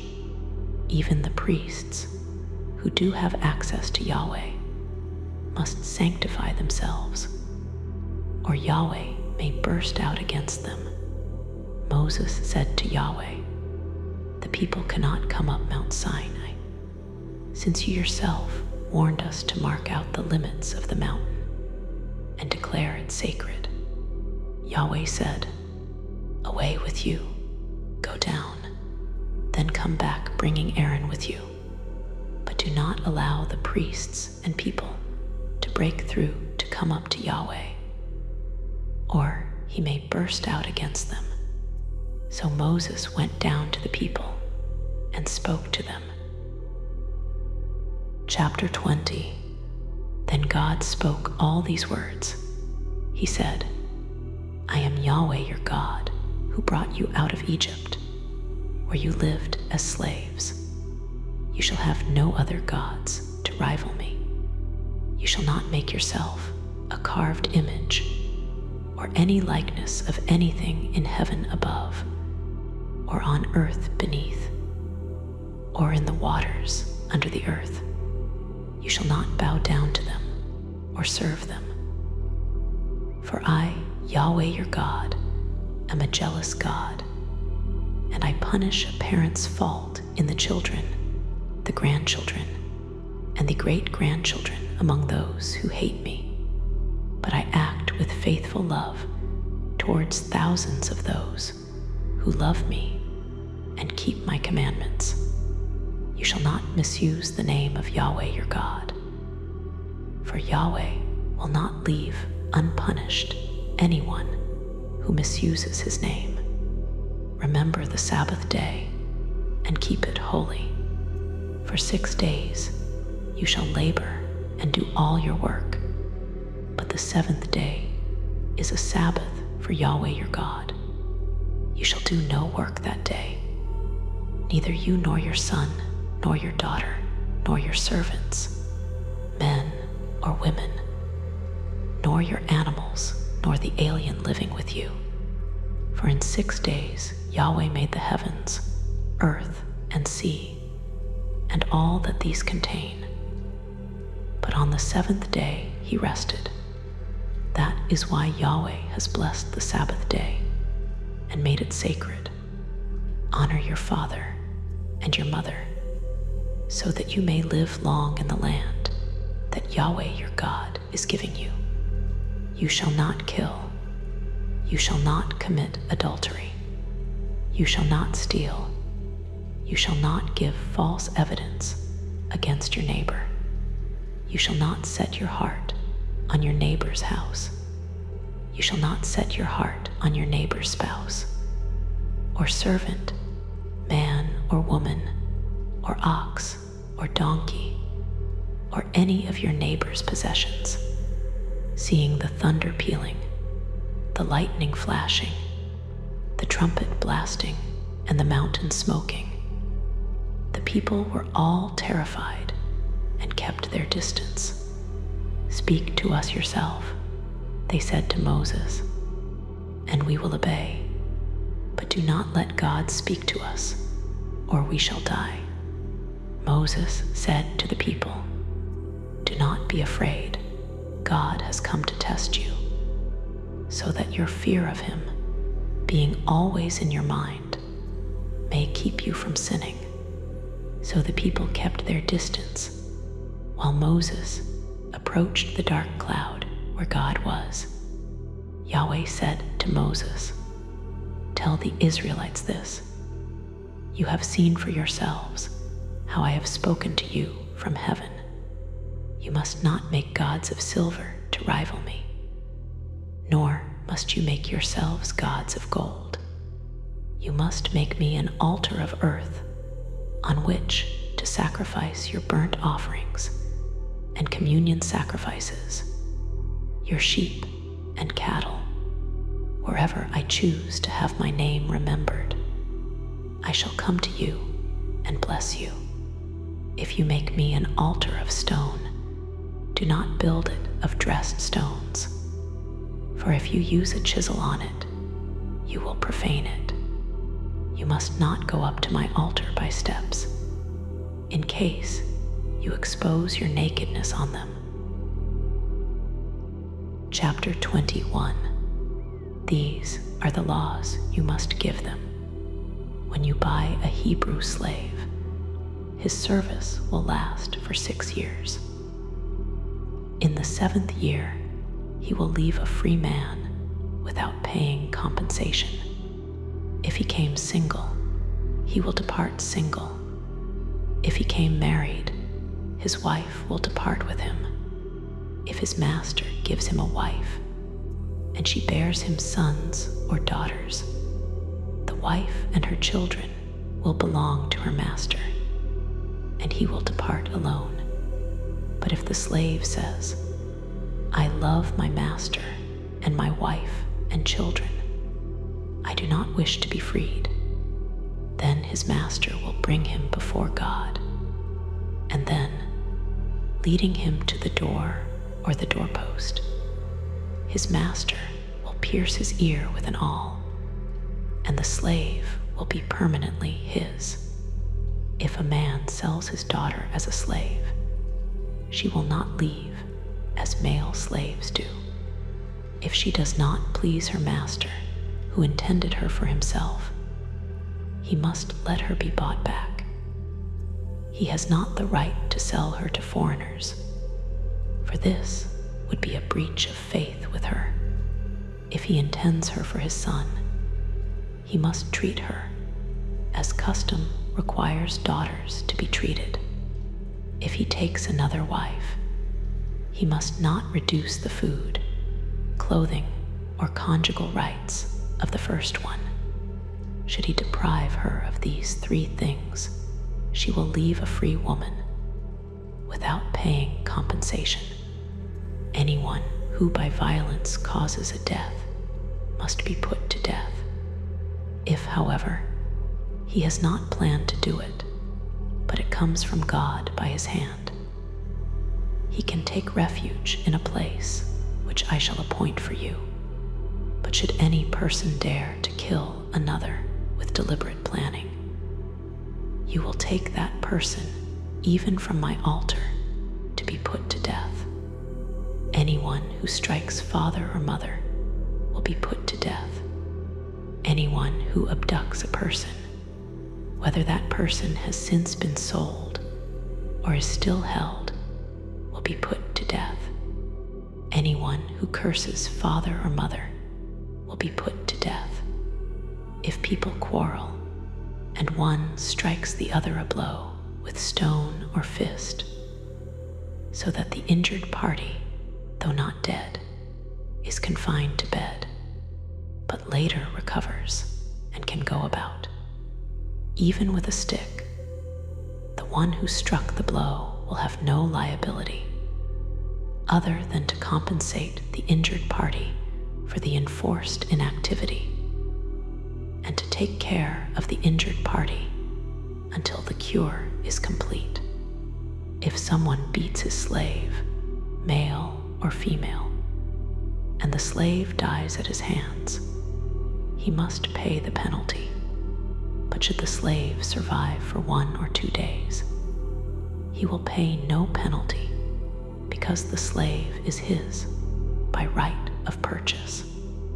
If people, when brawling, hurt a pregnant woman and she suffers a miscarriage, but no further harm is done, the person responsible will pay compensation as fixed by the woman's master, paying as much as the judges decide.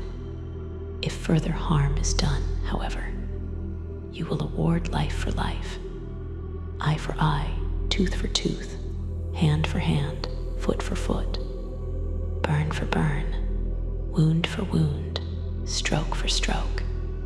If anyone strikes the eye of his slave, male or female, and destroys the use of it, he will give the slave his freedom to compensate for the eye.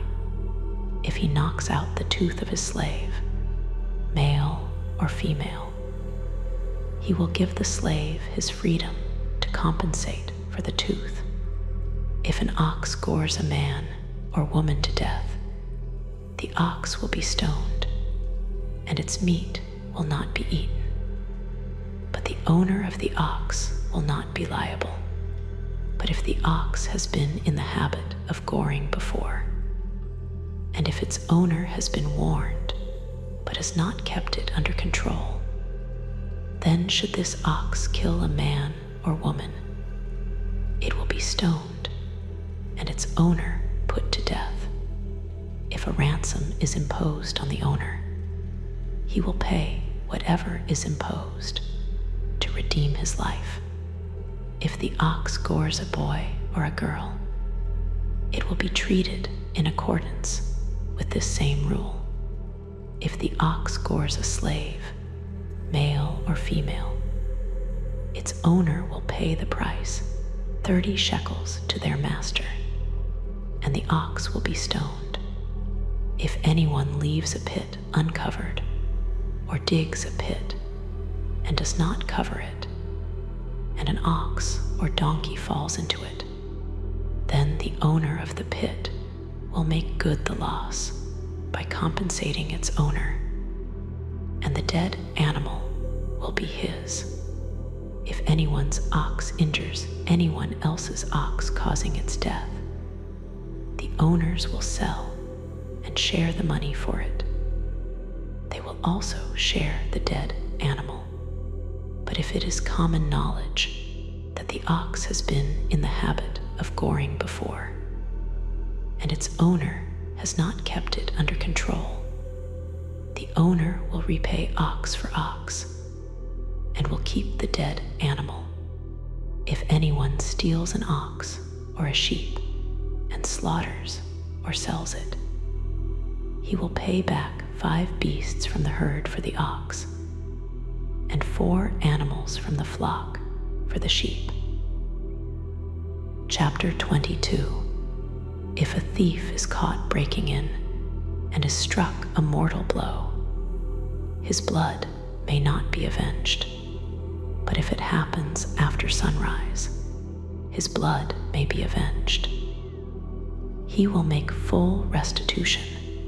If he has not the means, he will be sold to pay for what he has stolen. If the stolen animal is found alive in his possession, be it ox, donkey, or animal from the flock, he will pay back double. If anyone puts his animals out to graze in a field or vineyard and lets them graze in someone else's field, he will make restitution for the part of the field that has been grazed on the basis of its yield. But if he has let the whole field be grazed, he will make restitution in proportion to the best crop of the field or vineyard. If a fire breaks out, setting light to thorn bushes and burning stacks, standing corn or the field as a result, the person who started the fire will make full restitution. If anyone entrusts money or goods to someone else's keeping, and these are stolen from that person's house, the thief, if he can be discovered, will repay double. Should the thief not be discovered, the owner of the house will come into the presence of God to declare that he has not laid hands on the other person's property. In every case of law-breaking involving an ox, donkey, animal from the flock, clothing, or lost property of any sort, the ownership of which is disputed, both parties will lay their case before God. The party whom God pronounces guilty will pay back double to the other. If anyone entrusts a donkey, ox, animal from the flock, or any other animal to someone else's keeping, and it dies or breaks a limb, or is carried off without anyone seeing, an oath by Yahweh will decide between the two parties whether the keeper has laid hands on the other's property or not. The owner will take what remains. The keeper will not have to make good the loss. Only if the animal has been stolen from him will he make restitution to the owner. If it has been savaged by a wild animal, he must bring the savaged remains of the animal as evidence, and will then not have to make restitution. If anyone borrows an animal from someone else, and it breaks a limb or dies in the owner's absence, he will make full restitution. But if the animal's owner has been present, he will not have to make good the loss. If the owner has hired it out, he will get the cost of its hire. If a man seduces a virgin who is not engaged to be married, he will pay her bride price and make her his wife. If her father absolutely refuses to let him have her, he will pay a sum equivalent to the bride price of a virgin. You will not allow a sorceress to live. Anyone who has intercourse with an animal will be put to death. Anyone who sacrifices to other gods will be put under the curse of destruction. You will not molest or oppress aliens, for you yourselves were once aliens in Egypt. You will not ill-treat widows or orphans. If you ill-treat them in any way, and they make an appeal to me for help, I shall certainly hear their appeal.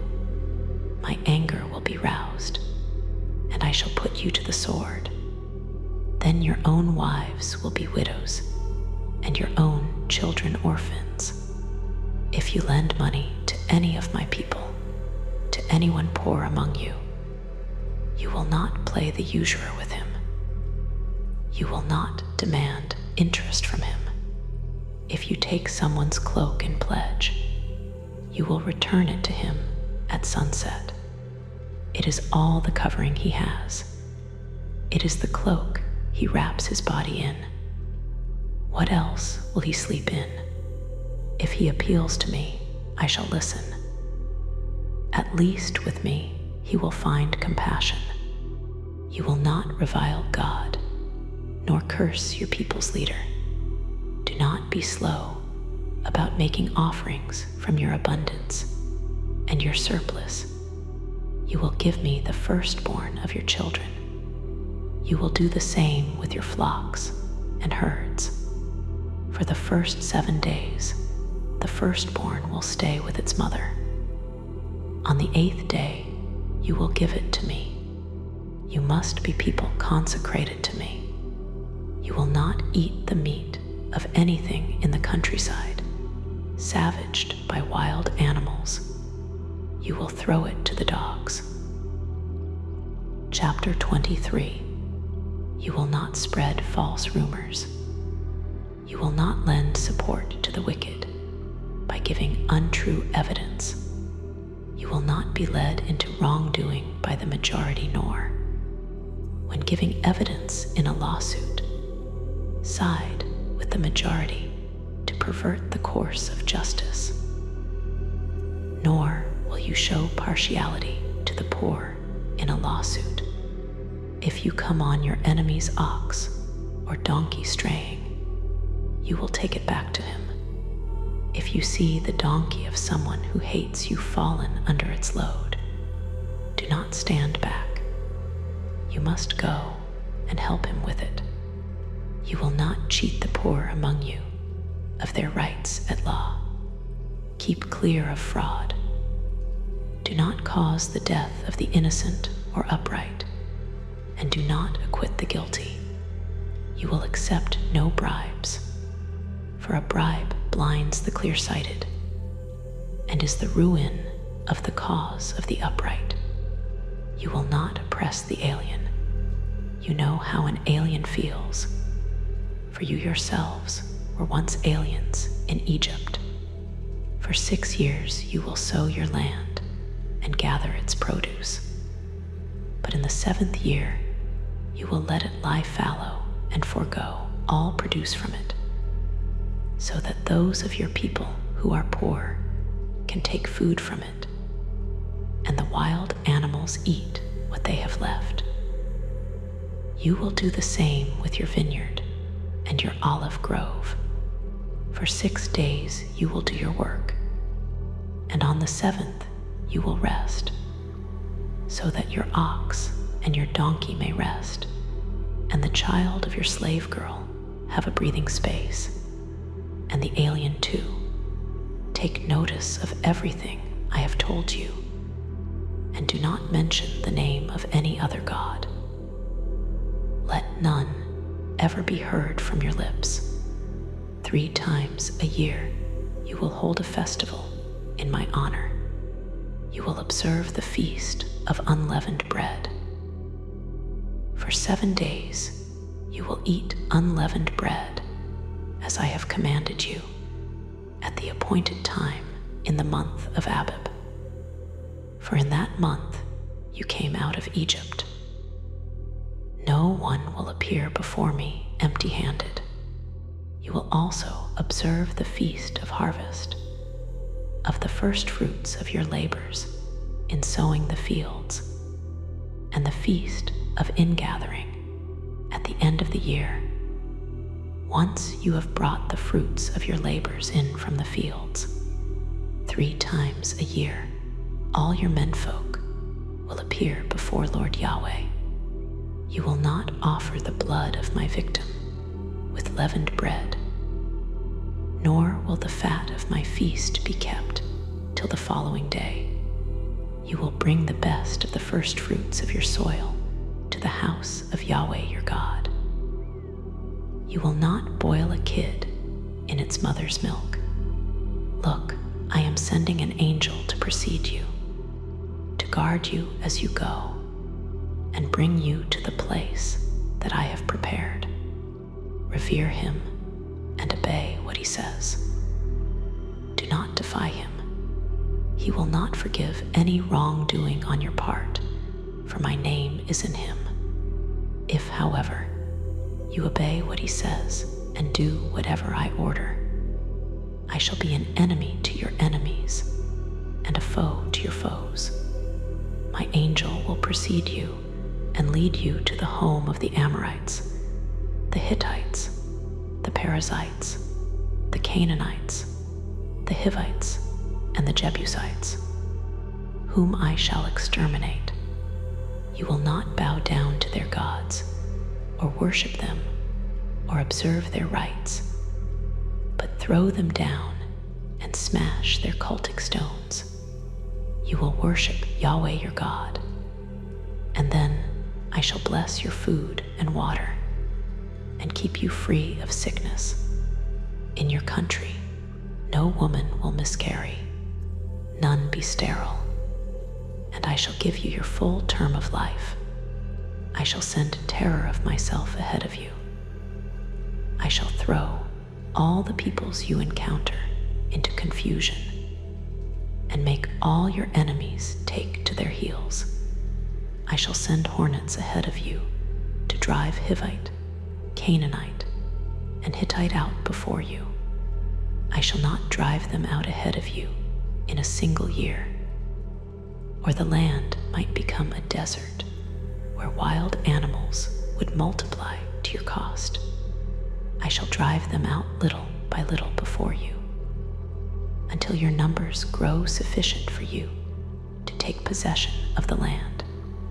And your frontiers I shall fix from the Sea of Reeds to the Sea of the Philistines, and from the desert to the river. For I shall put the inhabitants of the territory at your mercy, and you will drive them out before you. You will make no pact with them or with their gods. They may not stay in your country, or they might make you sin against me. For you would serve their gods, and that would be a snare for you. Chapter 24. He then said to Moses, "Come up to Yahweh, you and Aaron, Nadab and Abihu, and 70 of the elders of Israel, and bow down at a distance.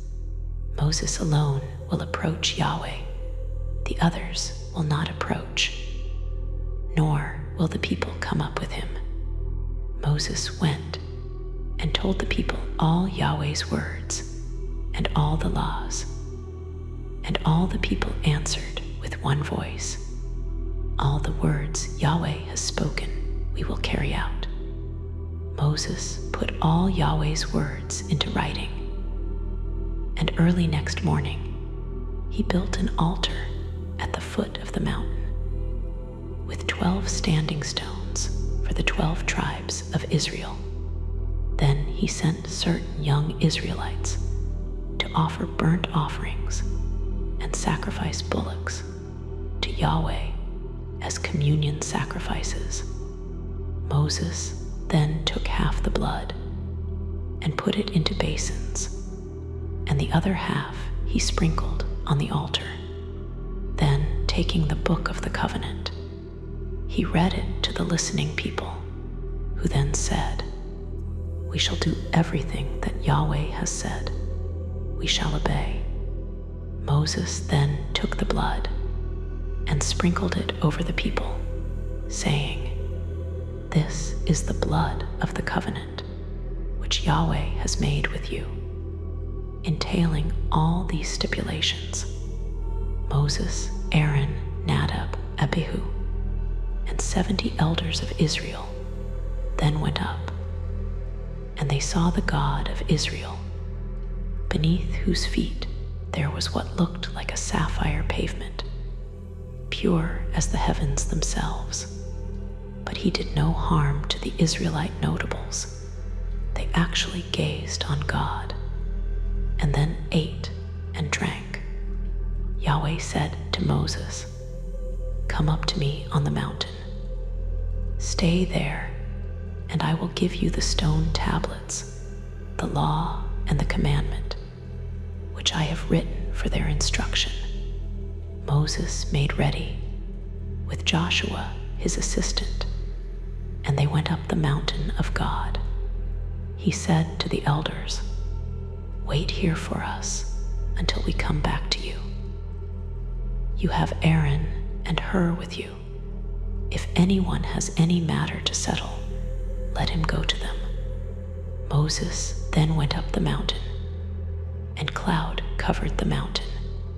The glory of Yahweh rested on Mount Sinai, and the cloud covered it for 6 days. On the 7th day, Yahweh called to Moses from inside the cloud. To the watching Israelites, the glory of Yahweh looked like a devouring fire on the mountain top. Moses went right into the cloud and went on up the mountain.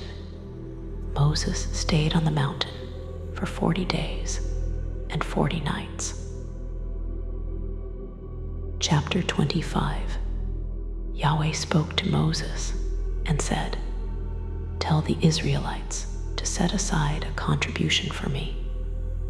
You will accept a contribution from everyone whose heart prompts him to give it.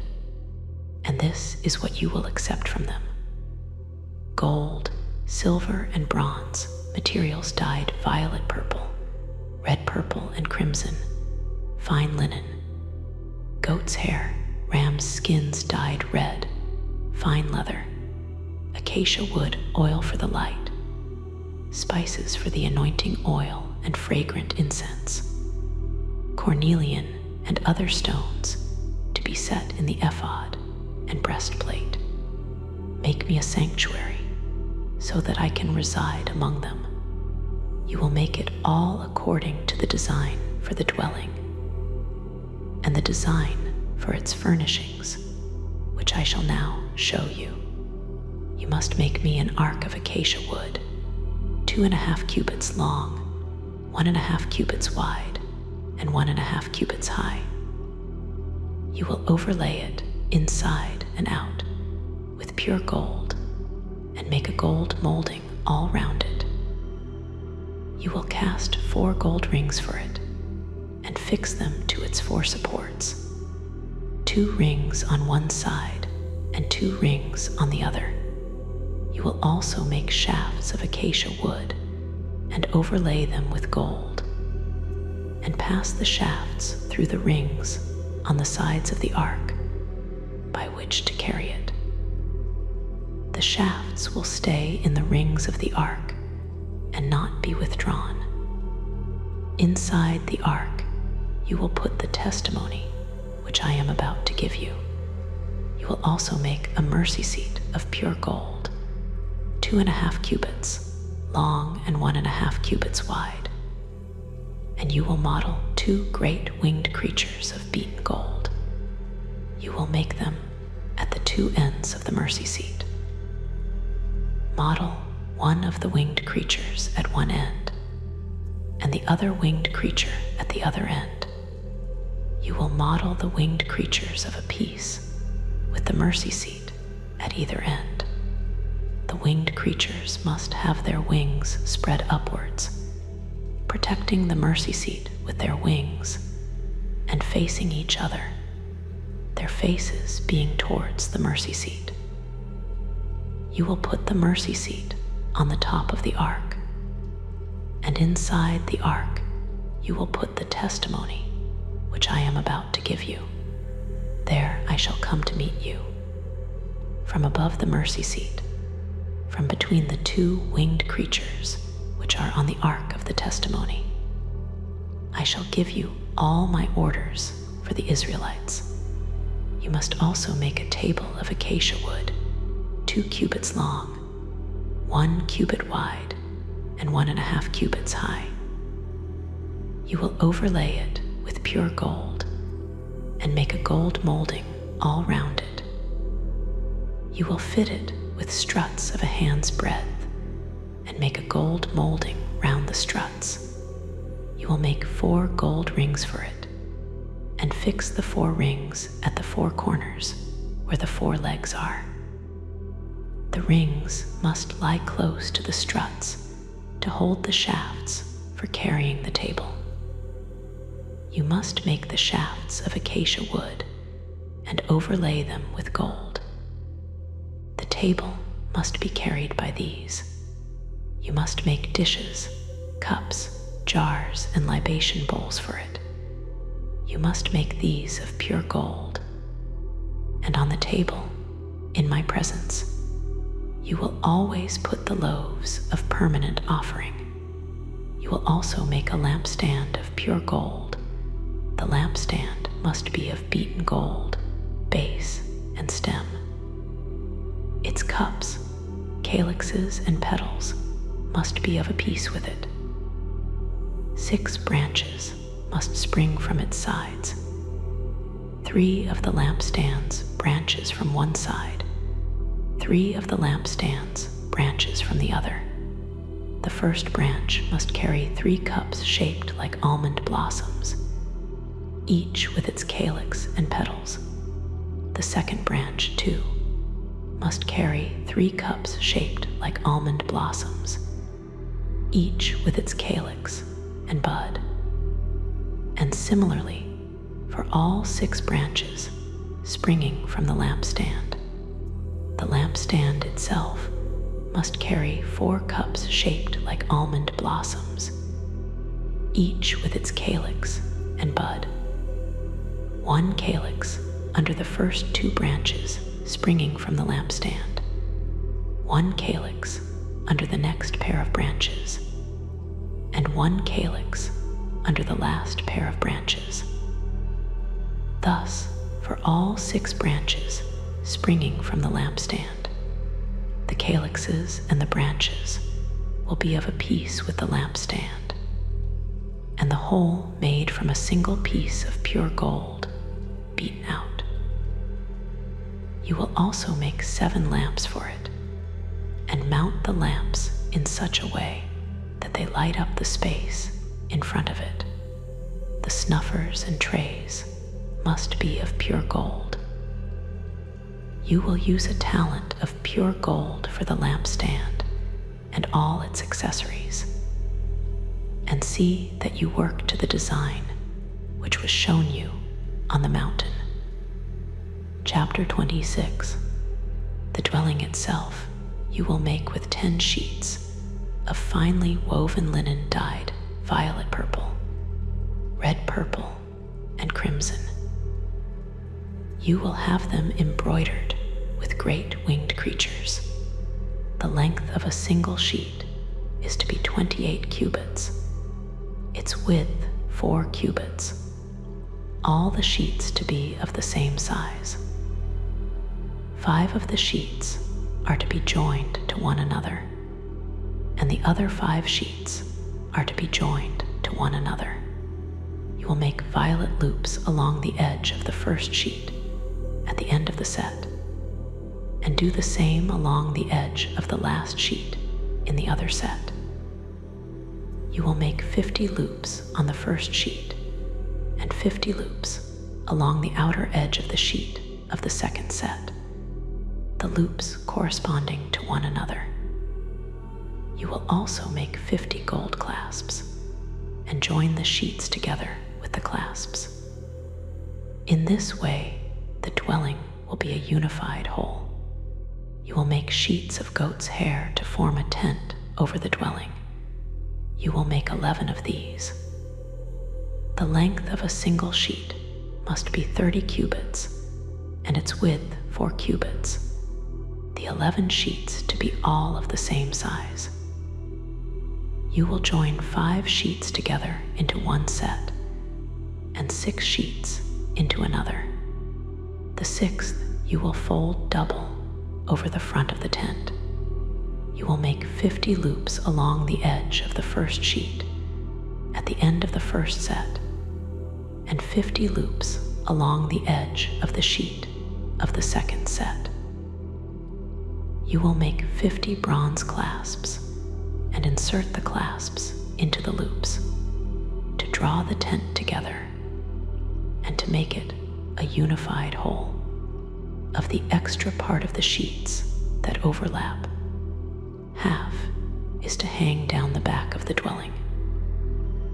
The extra cubit on either side along the length of the tent sheets must hang down the sides of the dwelling on either side to cover it. And for the tent, you will make a cover of ram's skins dyed red, and a cover of fine leather over that. For the dwelling, you will make vertical frames of acacia wood. Each frame must be 10 cubits long and 1.5 cubits wide. Each frame must have twin tenons. That is how all the frames for the dwelling must be made. You will make frames for the dwelling 20 frames for the south side to the south, and make 40 silver sockets under the 20 frames, 2 sockets under one frame for its 2 tenons, 2 sockets under the next frame for its 2 tenons. And for the other side of the dwelling, the north side, 20 frames and 40 silver sockets, 2 sockets under one frame, 2 sockets under the next frame. For the back of the dwelling, on the west, you will make 6 frames, and make 2 frames for the corners at the back of the dwelling. These must be coupled together at the bottom, and right up to the top, to the level of the first ring. This for the 2 frames that must form the 2 corners. Thus, there will be 8 frames with their silver sockets, 16 sockets, 2 sockets under one frame, and 2 sockets under the next frame. You will make crossbars of acacia wood, 5 for the frames of the first side of the dwelling, 5 crossbars for the frames of the opposite side of the dwelling, and 5 crossbars for the frames which form the back of the dwelling to the west. The middle bar must join the frames from one end to the other, halfway up. You will overlay the frames with gold, make gold rings for them, through which to place the crossbars, and overlay the crossbars with gold. This is how you must erect the dwelling, following the design shown you on the mountain. You will make a curtain of finely woven linen, dyed violet purple, red purple, and crimson, and embroidered with great winged creatures, and put it on 4 poles of acacia, wood overlaid with golden hooks for them, set in 4 sockets of silver. You will put the curtain below the clasps, so that inside, behind the curtain, you can place the Ark of the Testimony, and the curtain will mark the division for you between the holy place and the Holy of Holies. You will put the mercy seat on the Ark of the Testimony in the Holy of Holies. You will place the table outside the curtain, and the lampstand on the south side of the dwelling. Opposite the table, you will put the table on the north side. For the entrance to the tent, you will make a screen of finely woven linen, embroidered with violet purple, red purple, and crimson. For the screen, you will make 5 poles of acacia wood, and overlay them with gold, with golden hooks. And for them, you will cast 5 sockets of bronze. Chapter 27. You will make the altar of acacia wood, 5 cubits long and 5 cubits wide. The altar will be square and 3 cubits high. At its 4 corners you will make horns. The horns must be of a piece with it, and you will overlay it with bronze. And for it you will make pans for taking away the fatty ashes, and shovels, sprinkling basins, hooks, and fire pans. You will make all the altar accessories of bronze. You will also make a grating for it of bronze network, and on the 4 corners of the grating you will make 4 bronze rings. You will put it below the ledge of the altar, underneath, so that it comes halfway up the altar. You will make shafts for the altar, shafts of acacia wood, and overlay them with bronze. The shafts will be passed through the rings in such a way that the shafts are on either side of the altar for carrying it. You will make the altar hollow out of boards, you will make it as you were shown on the mountain. Then you will make the court of the dwelling. On the south side, the curtaining of the court must be of finely woven linen, 100 cubits long, its 20 poles, and their 20 sockets being of bronze, and the poles hooks and rods of silver. So too for the north side. There must be 100 cubits of curtaining, its 20 poles, and their 20 sockets being of bronze, and the poles hooks and rods of silver. Across the width of the court, on the west side, there must be 50 cubits of curtaining, with its 10 poles and their 10 sockets. The width of the court on the east side, facing the sunrise, must be 50 cubits, with 15 cubits of curtaining on one side of the entrance, with its 3 poles and their 3 sockets, and on the other side of the entrance, 15 cubits of curtaining, with its 3 poles and their 3 sockets. And for the gateway to the court, there must be a 20-cubit screen of finely woven linen embroidered with violet purple, red purple, and crimson, with its 4 poles and their 4 sockets. All the poles round the court must be connected by silver rods. Their hooks must be of silver, and their sockets of bronze. The length of the court must be 100 cubits, its width 50 cubits, and its height 5 cubits. All the curtaining must be made of finely woven linen, and their sockets of bronze. All the accessories for general use in the dwelling, all its pegs, and all the pegs of the court must be of bronze.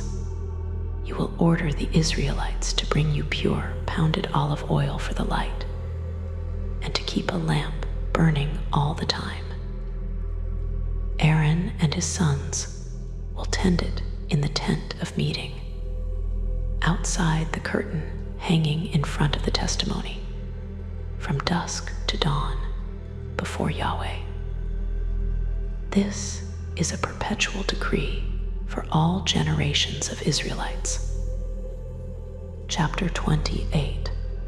From among the Israelites, summon your brother Aaron and his sons to be priests in my service. Aaron and Aaron's sons Nadab, Abihu, Eleazar, and Ithamar. For your brother Aaron you will make sacred vestments to give dignity and magnificence. You will instruct all the skilled men whom I have endowed with skill to make Aaron's vestments for his consecration to my priesthood. These are the vestments which they must make: a pectoral, an ephod, a robe, an embroidered tunic, a turban, and a belt. They must make sacred vestments for your brother Aaron and his sons, for them to be priests in my service. They will use gold and violet material, red, purple, and crimson, and finely woven linen. They will make the ephod of finely woven linen, embroidered with gold, violet purple, red purple, and crimson. It will have 2 shoulder straps joined to it. It will be joined to them by its 2 edges. The waistband on the ephod to hold it in position must be of the same workmanship and be of a piece with it, of gold, violet purple, red purple, and crimson materials, and finely woven linen. You will then take 2 cornelians and engrave them with the names of the sons of Israel, 6 of their names on one stone, the remaining 6 names on the other, in the order of their birth.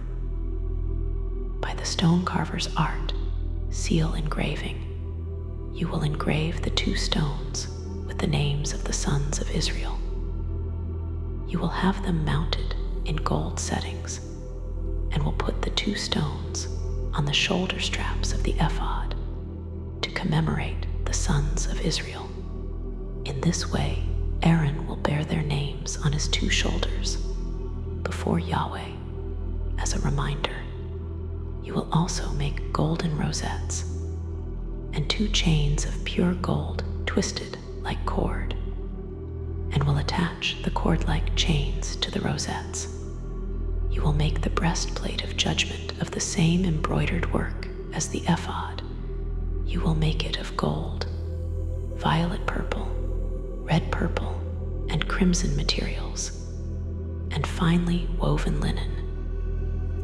It must be square and doubled over, a span in length and a span in width. In it you will set 4 rows of stones, a sard, topaz, and emerald for the first row. For the second row, a garnet, sapphire, and diamond. For the third row, a hyacinth, a ruby, and an amethyst. And for the 4th row, a beryl, a cornelian, and a jasper. These must be mounted in gold settings. The stones will correspond to the names of the sons of Israel, 12 like their names, engraved like seals, each with the name of one of the 12 tribes. For the breastplate you will make chains of pure gold twisted like cords, and on the breastplate you will make 2 gold rings, putting the 2 rings on the 2 outside edges of the breastplate, and fastening the 2 gold cords to the 2 rings on the outside edges of the breastplate. The other 2 ends of the cords you will fasten to the 2 rosettes, putting these on the shoulder straps of the ephod on the front. You will also make 2 gold rings and put them on the 2 edges of the breastplate, on the inner side against the ephod. And you will make 2 gold rings and put them low down on the front of the 2 shoulder pieces of the ephod, close to the join, above the waistband of the ephod. The breastplate will be secured by a violet purple cord passed through its rings and those of the ephod, so that the breastplate will sit above the waistband and not come apart from the ephod. Thus, Aaron will bear the names of the sons of Israel on the breastplate of judgment, on his heart, when he enters the sanctuary, as a reminder before Yahweh always. To the breastplate of judgment you will add the Urim and the Thummim, and these will be on Aaron's heart when he goes into Yahweh's presence. And Aaron will bear the Israelites' judgment on his heart in Yahweh's presence always. You will make the robe of the ephod entirely of violet purple. In the center, it will have an opening for the head, the opening to have round it a border woven like the neck of a coat of mail, so that it will not get torn. On its lower hem, you will make pomegranates of violet purple, red purple, and crimson, and finely woven linen all round the hem, with golden bells between them all round, a golden bell, and then a pomegranate, alternately, all round the lower hem of the robe. Aaron must wear it when he officiates, and the tinkling will be heard when he goes into the sanctuary, into Yahweh's presence, or leaves it, and so he will not incur death. You will make a flower of pure gold, and on it, as you would engrave a seal, you will engrave, consecrated to Yahweh. You will put it on a violet purple cord. It will go on the turban. The front of the turban is the place where it must go. This will go on Aaron's brow, and Aaron will thus take on himself the shortcomings in the holy things consecrated by the Israelites in all their holy offerings. It will be on his brow permanently to make them acceptable to Yahweh. The tunic you will weave of fine linen and make a turban of fine linen and an embroidered waistband. For the sons of Aaron you will make tunics and waistbands. You will also make them headdresses to give dignity and magnificence. You will dress your brother Aaron and his sons in these. You will then anoint them, invest them, and consecrate them to serve me in the priesthood. You will also make them linen breeches reaching from waist to thigh, to cover their bare flesh. Aaron and his sons will wear these when they go into the tent of meeting, and when they approach the altar to serve in the sanctuary, as a precaution against incurring mortal guilt. This is a perpetual decree for Aaron and for his descendants after him. Chapter 29. This is what you will do to them, to consecrate them to my priesthood. Take 1 young bull and 2 rams without blemish, also unleavened bread, unleavened cakes mixed with oil, and unleavened wafers spread with oil, made from fine wheat flour, and put these into a basket, and present them in the basket, at the same time as the bull and the 2 rams. You will bring Aaron and his sons to the entrance of the tent of meeting and bathe them. You will then take the vestments and dress Aaron in the tunic, the robe of the ephod, and the breastplate, and tie the waistband of the ephod round his waist. Then you will place the turban on his head, and on it put the symbol of holy consecration. You will then take the anointing oil and pour it on his head, and so anoint him.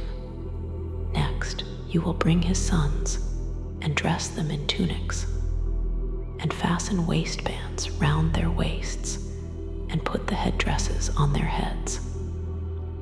By perpetual decree, the priesthood will be theirs. Then you will invest Aaron and his sons. You will bring the bull in front of the tent of meeting, and Aaron and his sons will lay their hands on the bull's head. You will then slaughter the bull before Yahweh at the entrance to the tent of meeting.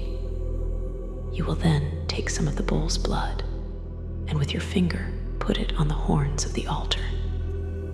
Next, pour out the rest of the blood at the foot of the altar, and then take all the fat covering the entrails, the fatty mass over the liver, the 2 kidneys with their covering fat, and burn them on the altar. But the young bull's flesh, its skin and its offal, you will burn outside the camp, for this is a sin offering. Next, you will take one of the rams, and Aaron and his sons will lay their hands on the ram's head.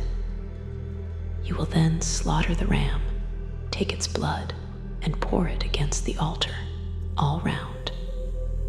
Next, cut the ram into quarters, wash the entrails and legs, and put them on the quarters and head. Then burn the whole ram on the altar. This will be a burnt offering for Yahweh, a pleasing smell, a food offering burnt for Yahweh. Next, you will take the other ram, and Aaron and his sons will lay their hands on the ram's head. You will then slaughter the ram, take some of its blood, and put it on the lobe of Aaron's right ear, on the lobes of his sons' right ears, the thumbs of their right hands, and the big toes of their right feet, and pour the rest of the blood against the altar, all round. You will then take some of the blood on the altar and some of the anointing oil and sprinkle it on Aaron and his vestments, and on his sons, and on his sons' vestments, so that he and his vestments will be consecrated, and his sons too, and his sons' vestments. You will then take the fatty parts of the ram, the tail, the fat covering the entrails, the fatty mass over the liver, the 2 kidneys with their covering fat, and also the right thigh. For this is a ram of investiture, and a loaf of bread, a cake of bread made with oil, and a wafer from the basket of unleavened bread before Yahweh. And put it all on the palms of Aaron and his sons, and make the gesture of offering before Yahweh. Then you will take them back and burn them on the altar, on top of the burnt offering, as a smell pleasing before Yahweh, a food offering burnt for Yahweh. You will then take the 4 quarters of the ram of Aaron's investiture, and with it make the gesture of offering before Yahweh. This will be your portion. You will consecrate the 4 quarters that have been thus offered, as also the thigh that is set aside.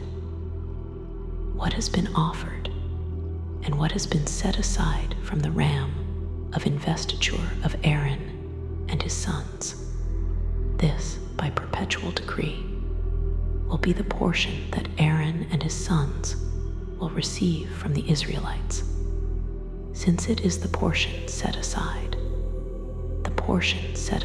for Yahweh by the Israelites from their communion sacrifices. A portion set aside for Yahweh. Aaron's sacred vestments must pass to his sons after him, and they will wear them for their anointing and investiture. Whichever of the sons of Aaron succeeds him in the priesthood and enters the tent of meeting to serve in the sanctuary will wear them for 7 days. You will take the ram of investiture and cook its meat in a holy place. Aaron and his sons will eat the meat of the ram and the bread which is in the basket at the entrance to the tent of meeting. They will eat what was used in making expiation for them at their investiture and consecration. No unauthorized person may eat these. They are holy things. If any of the meat from the investiture sacrifice or the bread should be left till morning, you will burn what is left. It may not be eaten. It is a holy thing. This is what you will do for Aaron and his sons, implementing all the orders I have given you. You will take 7 days over their investiture. On each of the days, you will also offer a young bull as a sacrifice for sin in expiation. You will offer a sin sacrifice for the altar when you make expiation for it. Then you will consecrate it by anointing it. For 7 days you will make expiation for the altar. Then you will consecrate it. It will then be especially holy, and whatever touches the altar will become holy.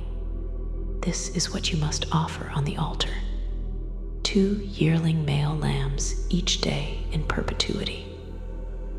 The first lamb you will offer at dawn, and the second at twilight. And with the first lamb, 1/10 of a measure of fine flour mixed with 1/4 of a hin of pounded olive oil. And for a libation, 1/4 of a hin of wine. The second lamb you will offer at twilight. And do it with a similar cereal offering and libation as at dawn, as a pleasing smell, as an offering burnt for Yahweh, a perpetual burnt offering for all your generations to come. At the entrance to the tent of meeting before Yahweh, where I shall meet you and speak to you, there I shall meet the Israelites in the place consecrated by my glory. I shall consecrate the tent of meeting and the altar. I shall also consecrate Aaron and his sons to be priests in my service.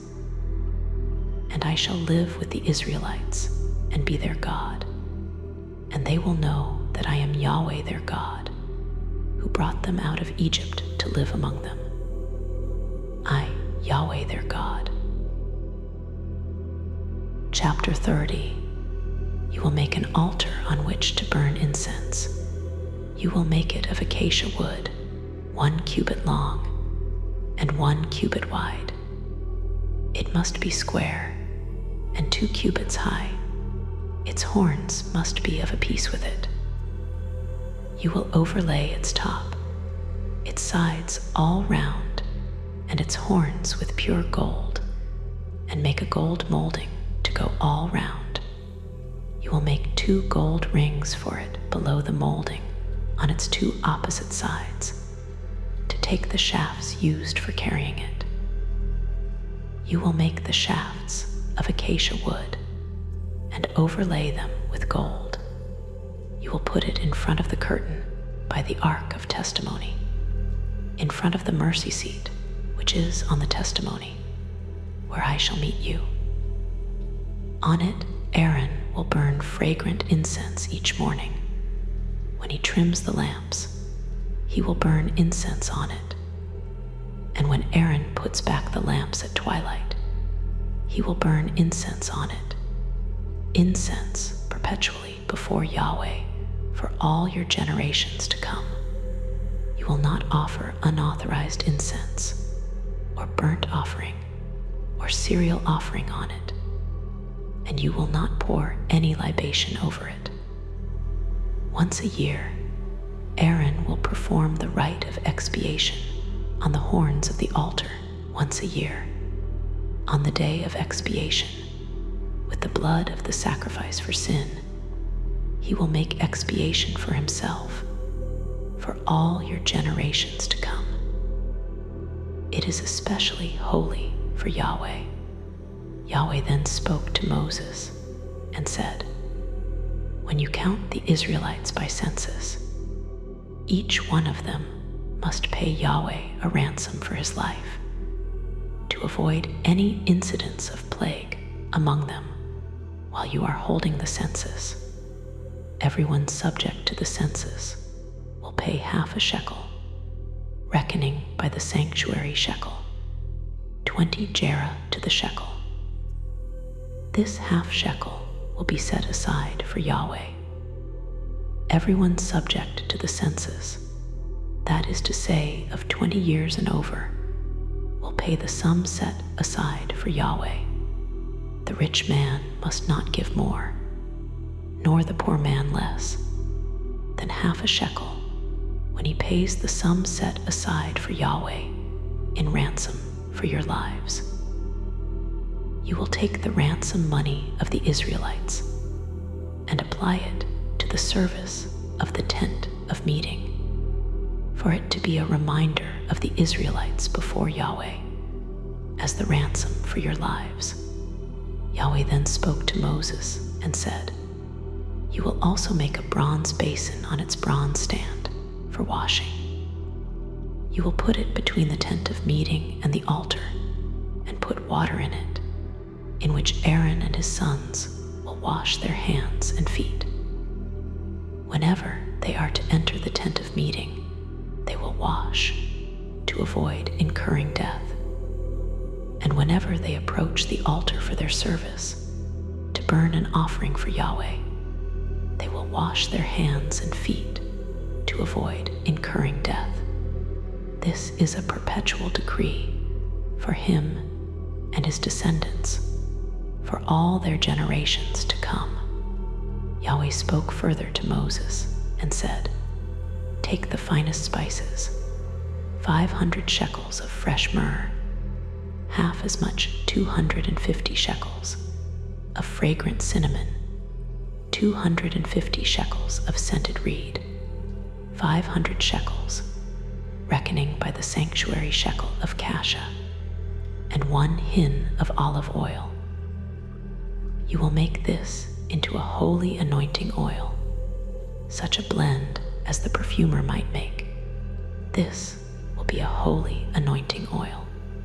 With it you will anoint the tent of meeting and the ark of the testimony, the table and all its accessories, the lampstand and its accessories, the altar of incense, the altar of burnt offerings and all its accessories, and the basin with its stand, consecrating them, so that they will be especially holy, and whatever touches them will become holy.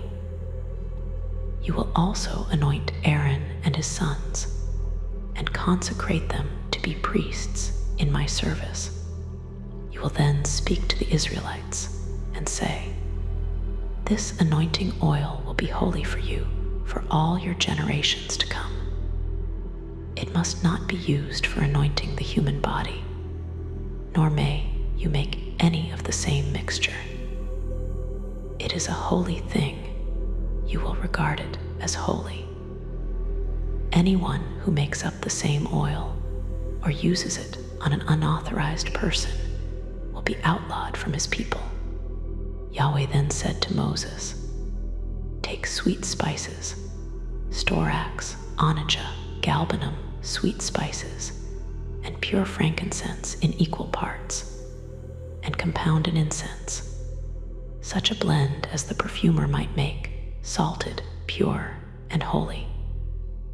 You will grind some of this up very fine and put it in front of the testimony in the tent of meeting, where I shall meet you. You will regard it as especially holy. You may not make any incense of similar composition for your own use. You will regard it as holy, reserved for Yahweh. Anyone who makes up the same thing to use as perfume will be outlawed from his people." Chapter 31. Yahweh then spoke to Moses and said, "Look, I have singled out Bezalel son of Uri, son of Hur, of the tribe of Judah, and have filled him with the Spirit of God in wisdom, knowledge, and skill in every kind of craft, in designing and carrying out work in gold and silver and bronze, in cutting stones to be set, in wood carving, and in executing every kind of work. And to help him, I have given him Oholiab son of Ahisamach, of the tribe of Dan, and have endowed the hearts of all the skilled men with the skill to make everything I have ordered you: the tent of meeting, the ark of the testimony, the mercy seat above it, and all the furniture of the tent, the table and all its accessories, the pure lampstand and all its equipment, the altar of incense, the altar of burnt offerings and all its accessories, the basin and its stand, the liturgical vestments, the sacred vestments for Aaron the priest, and the vestments for his sons, for their priestly functions, the anointing oil, and the fragrant incense for the sanctuary. They will do everything as I have ordered you." Yahweh then said to Moses, "Speak to the Israelites and say, you will keep my Sabbaths properly, for this is a sign between myself and you for all your generations to come, so that you will know that it is I, Yahweh, who sanctify you. You will keep the Sabbath, then you will regard it as holy. Anyone who profanes it will be put to death. Anyone who does any work on that day will be outlawed from his people. Work must be done for 6 days, but the 7th day will be a day of complete rest, consecrated to Yahweh. anyone who works on the Sabbath day will be put to death. The Israelites will keep the Sabbath, observing the Sabbath for all their generations to come. This is an eternal covenant between myself and the Israelites. This is a sign forever. For in 6 days Yahweh made heaven and earth, but on the 7th day he rested and drew breath. When he had finished speaking to Moses on Mount Sinai, he gave him the 2 tablets of the testimony, tablets of stone inscribed by the finger of God. Chapter 32. When the people saw that Moses was a long time before coming down the mountain, they gathered round Aaron and said to him, "Get to work. Make us a god to go at our head. For that Moses, the man who brought us here from Egypt, we do not know what has become of him." Aaron replied, "Strip off the gold rings in the ears of your wives and your sons and daughters, and bring them to me." The people all stripped off the gold rings from their ears and brought them to Aaron. He received what they gave him, melted it down in a mold, and with it made the statue of a calf. "Israel," the people shouted, "here is your God who brought you here from Egypt." Observing this, Aaron built an altar before the statue and made this proclamation: "Tomorrow will be a feast in Yahweh's honor." Early next morning, they sacrificed burnt offerings and brought communion sacrifices. The people then sat down to eat and drink, and afterwards got up to amuse themselves.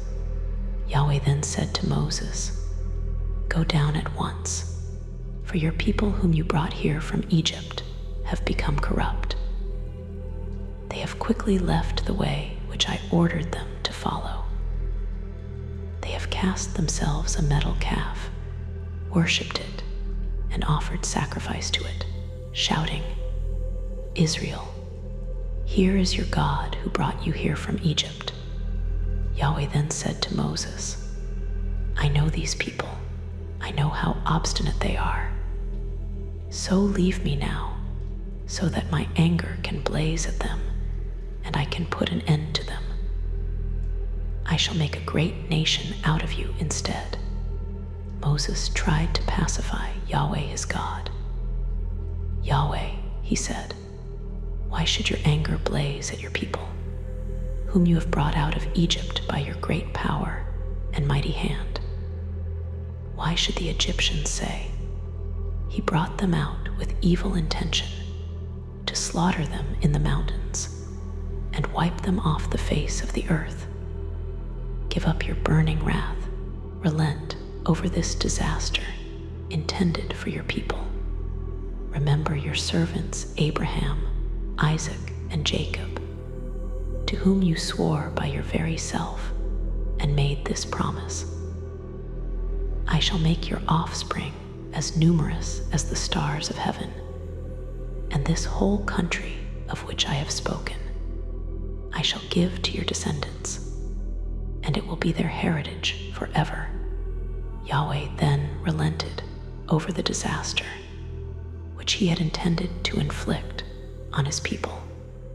Moses turned and came down the mountain with the 2 tablets of the testimony in his hands, tablets inscribed on both sides, inscribed on the front and on the back. The tablets were the work of God, and the writing on them was God's writing, engraved on the tablets.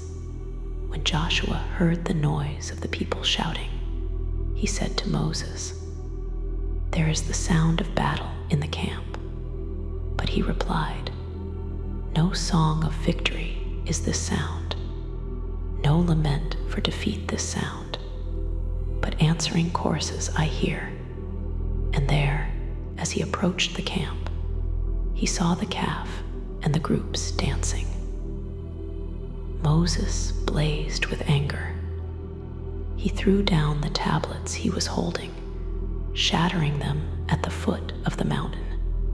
He seized the calf they had made and burned it, grinding it into powder, which he scattered on the water, and made the Israelites drink it. Moses then said to Aaron, "What have these people done to you for you to have brought so great a sin on them?" Aaron replied, "My Lord should not be so angry. You yourself know what a bad state these people are in. They said to me, 'Make us a god to go at our head,' for that Moses, the man who brought us here from Egypt, we do not know what has become of him." I then said to them, "Anyone with gold, strip it off." They gave it to me. I threw it into the fire, and out came this calf, when Moses saw that the people were out of hand. For Aaron had let them get out of hand to the derision of their enemies all round them. Moses then stood at the gate of the camp and shouted, "Who is for Yahweh?" to me. And all the Levites rallied round him. He said to them, "Yahweh, God of Israel, says this: Buckle on your sword, each of you, and go up and down the camp from gate to gate, every man of you slaughtering brother, friend, and neighbor." The Levites did as Moses said, and of the people about 3,000 men perished that day. "Today," Moses said, "you have consecrated yourselves to Yahweh, one at the cost of his son, another of his brother. And so he bestows a blessing on you today." On the following day, Moses said to the people, "You have committed a great sin, but now I shall go up to Yahweh. Perhaps I can secure expiation for your sin." Moses then went back to Yahweh and said, "Oh, this people has committed a great sin by making themselves a god of gold. And yet, if it pleased you to forgive their sin. If not, please blot me out of the book you have written." Yahweh said to Moses, "Those who have sinned against me are the ones I shall blot out of my book. So now go and lead the people to the place I promised to you. My angel will indeed go at your head, but on the day of punishment, I shall punish them for their sin." And Yahweh punished the people for having made the calf, the one Aaron had made. Chapter 33. Yahweh then said to Moses, "Leave, move on from here, you and the people whom you have brought here from Egypt, to the country that I swore to Abraham, Isaac, and Jacob that I would give to their descendants.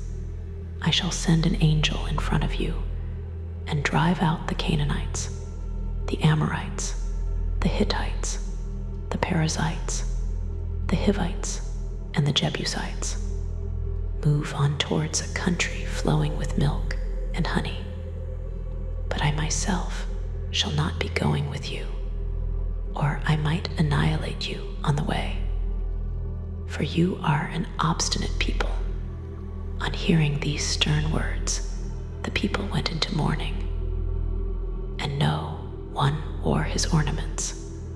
Yahweh then said to Moses, "Say to the Israelites, you are an obstinate people.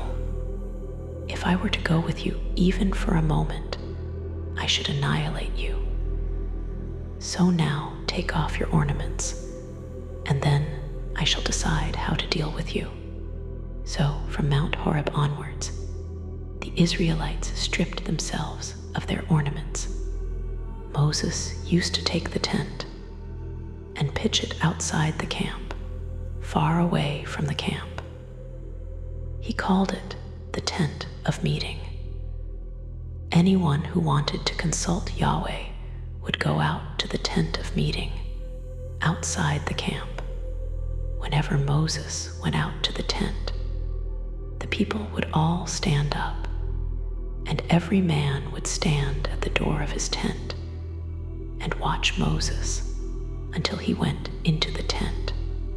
And whenever Moses went into the tent, the pillar of cloud would come down and station itself at the entrance to the tent, while Yahweh spoke with Moses. The people could all see the pillar of cloud stationed at the entrance to the tent, and the people would all stand up and bow low, each at the door of his tent. Yahweh would talk to Moses face to face, as a man talks to his friend, and afterwards he would come back to the camp. But the young man who was his servant, Joshua son of Nun, never left the inside of the tent. Moses said to Yahweh, "Look, you say to me, make the people move on.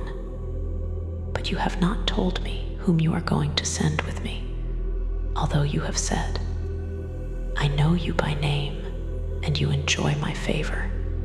If indeed I enjoy your favor, please show me your ways, so that I understand you and continue to enjoy your favor. Consider too that this nation is your people." Yahweh then said, "I myself shall go with you, and I shall give you rest." To which he said, "If you do not come yourself, do not make us move on from here. For how can it be known that I and my people enjoy your favor, if not by your coming with us? By this we shall be marked out, I and your people, from all the peoples on the face of the earth." Yahweh then said to Moses, "Again, I shall do what you have asked, because you enjoy my favor, and because I know you by name." He then said, "Please show me your glory." Yahweh said, "I shall make all my goodness pass before you, and before you I shall pronounce the name Yahweh. And I am gracious to those to whom I am gracious, and I take pity on those on whom I take pity. But my face," he said, "you cannot see, for no human being can see me and survive." Then Yahweh said, "Here is a place near me. You will stand on the rock, and when my glory passes by, I shall put you in a cleft of the rock and shield you with my hand until I have gone past. Then I shall take my hand away, and you will see my back, but my face will not be seen."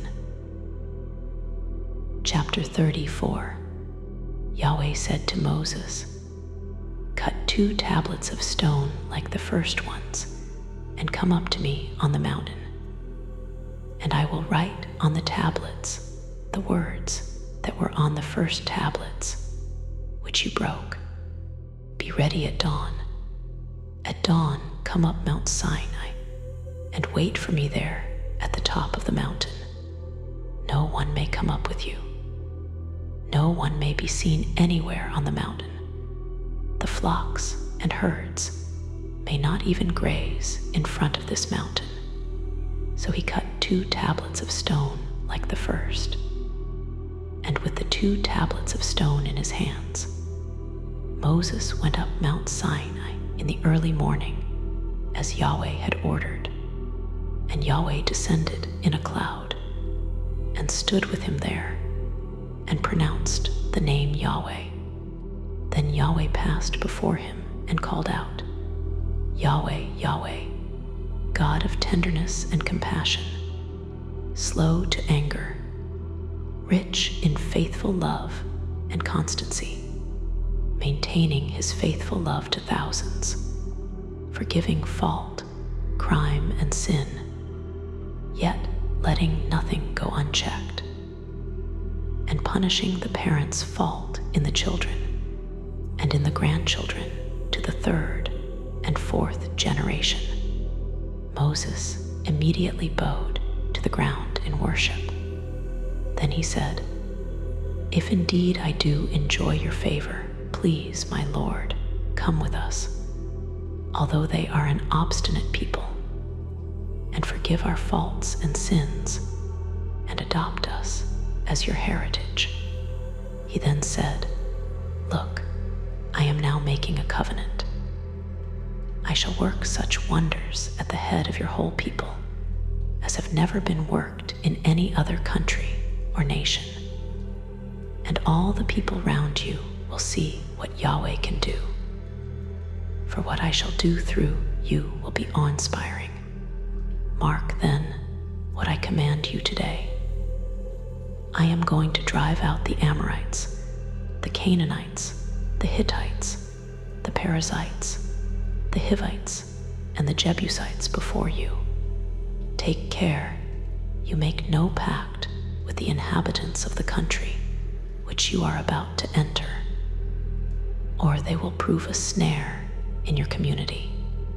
You will tear down their altars, smash their cultic stones, and cut down their sacred poles, for you will worship no other God, since Yahweh's name is the Jealous One. He is a jealous God. Make no pact with the inhabitants of the country, or when they prostitute themselves to their own gods and sacrifice to them.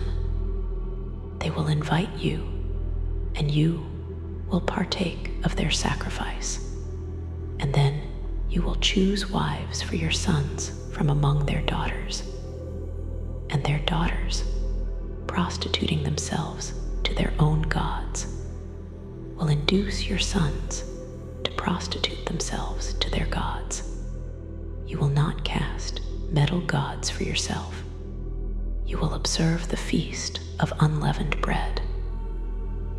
For 7 days you will eat unleavened bread, as I have commanded you, at the appointed time in the month of Abib.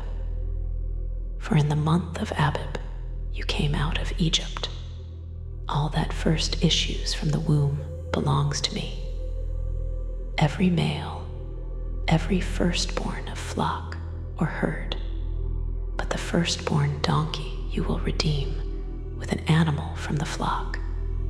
If you do not redeem it, you must break its neck. All the firstborn of your sons you will redeem, and no one will appear before me empty-handed.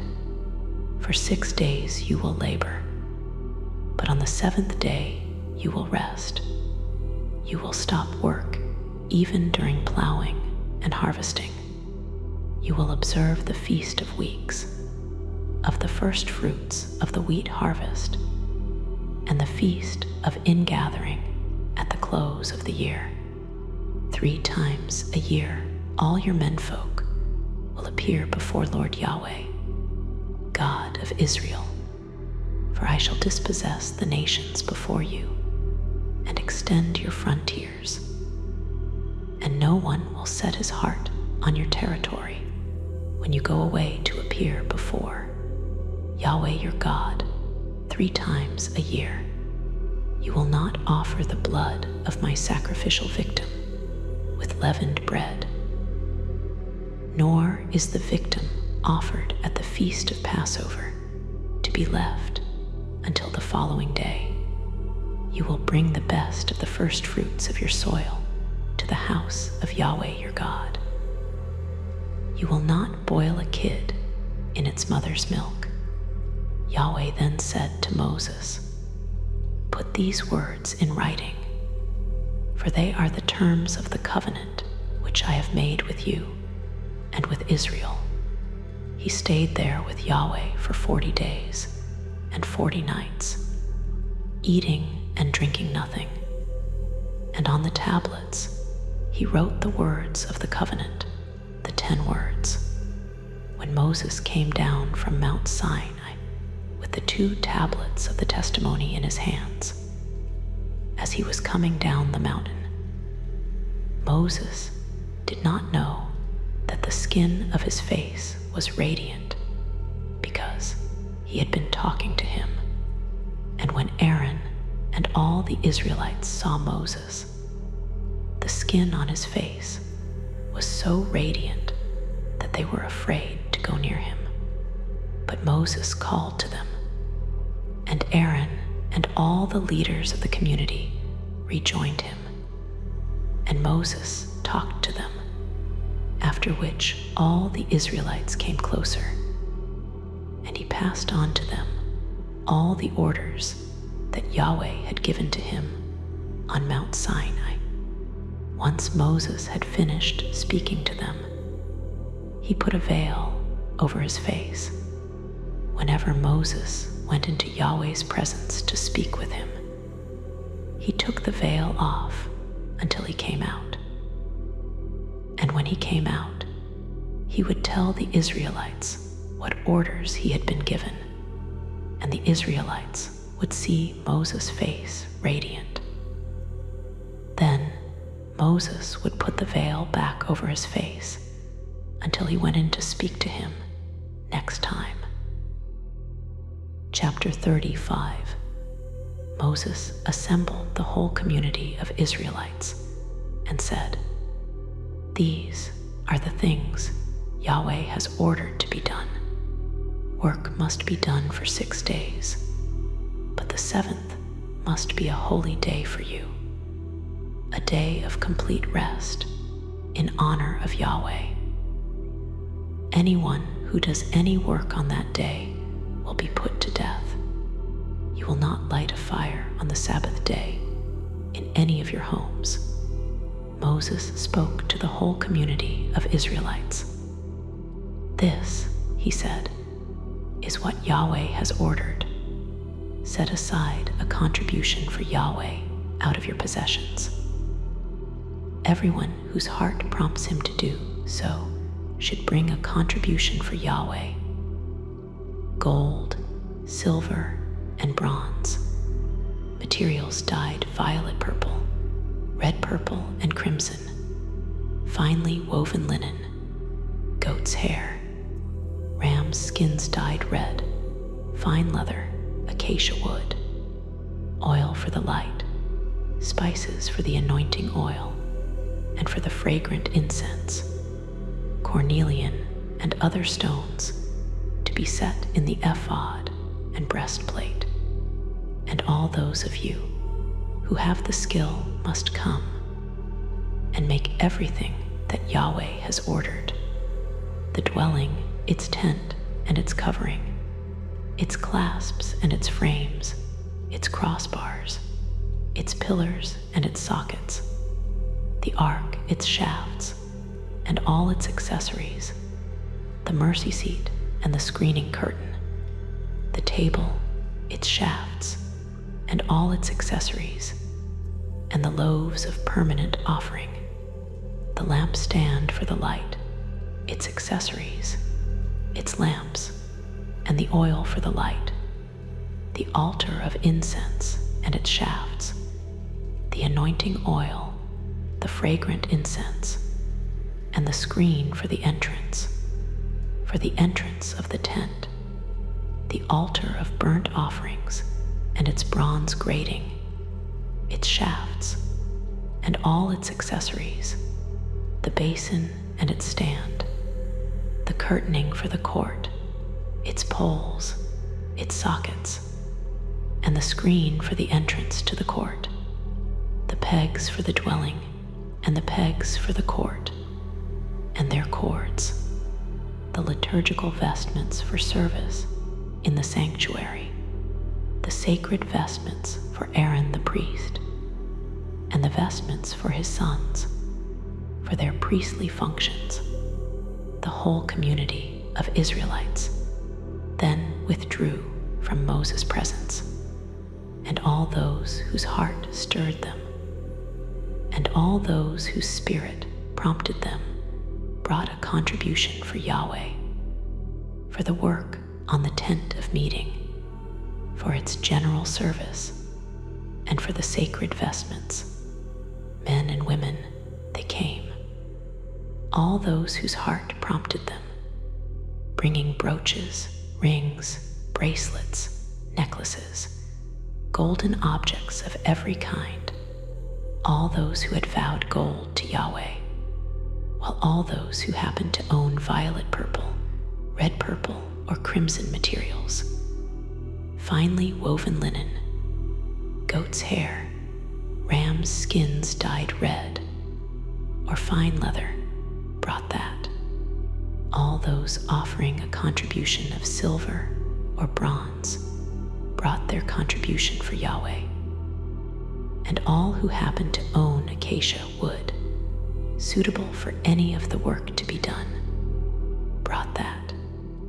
All the skilled women set their hands to spinning and brought what they had spun, violet purple, red purple, or crimson materials, and fine linen, while all those women whose heart stirred them by virtue of their skill spun goat's hair.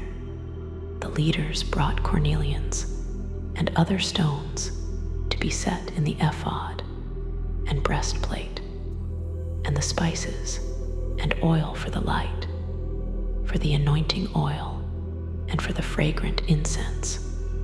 All those Israelites, men and women, whose heart prompted them to contribute to the entire work that Yahweh had ordered through Moses to be done, brought a contribution to Yahweh.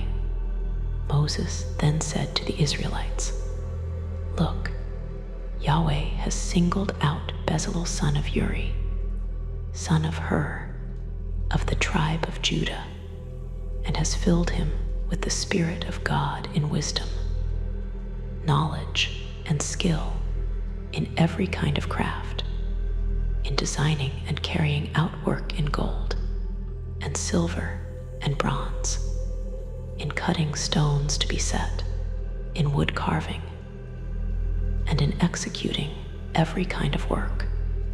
And on him and on Oholiab son of Ahisamach, of the tribe of Dan, he has bestowed the gift of teaching and filled them with the skill to carry out every kind of work, that of the engraver, that of the embroiderer, that of the needleworker in violet purple, red purple, and crimson materials, and fine linen, that of the weaver, and indeed that of every kind of craftsman and designer."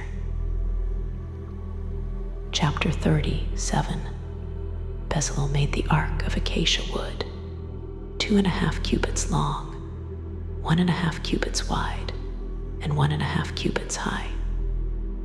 He overlaid it inside and out with pure gold, and made a gold molding all round it. He cast 4 gold rings for it at its 4 supports, 2 rings on one side and 2 rings on the other. He also made shafts of acacia wood and overlaid them with gold, and passed the shafts through the rings on the sides of the ark by which to carry it.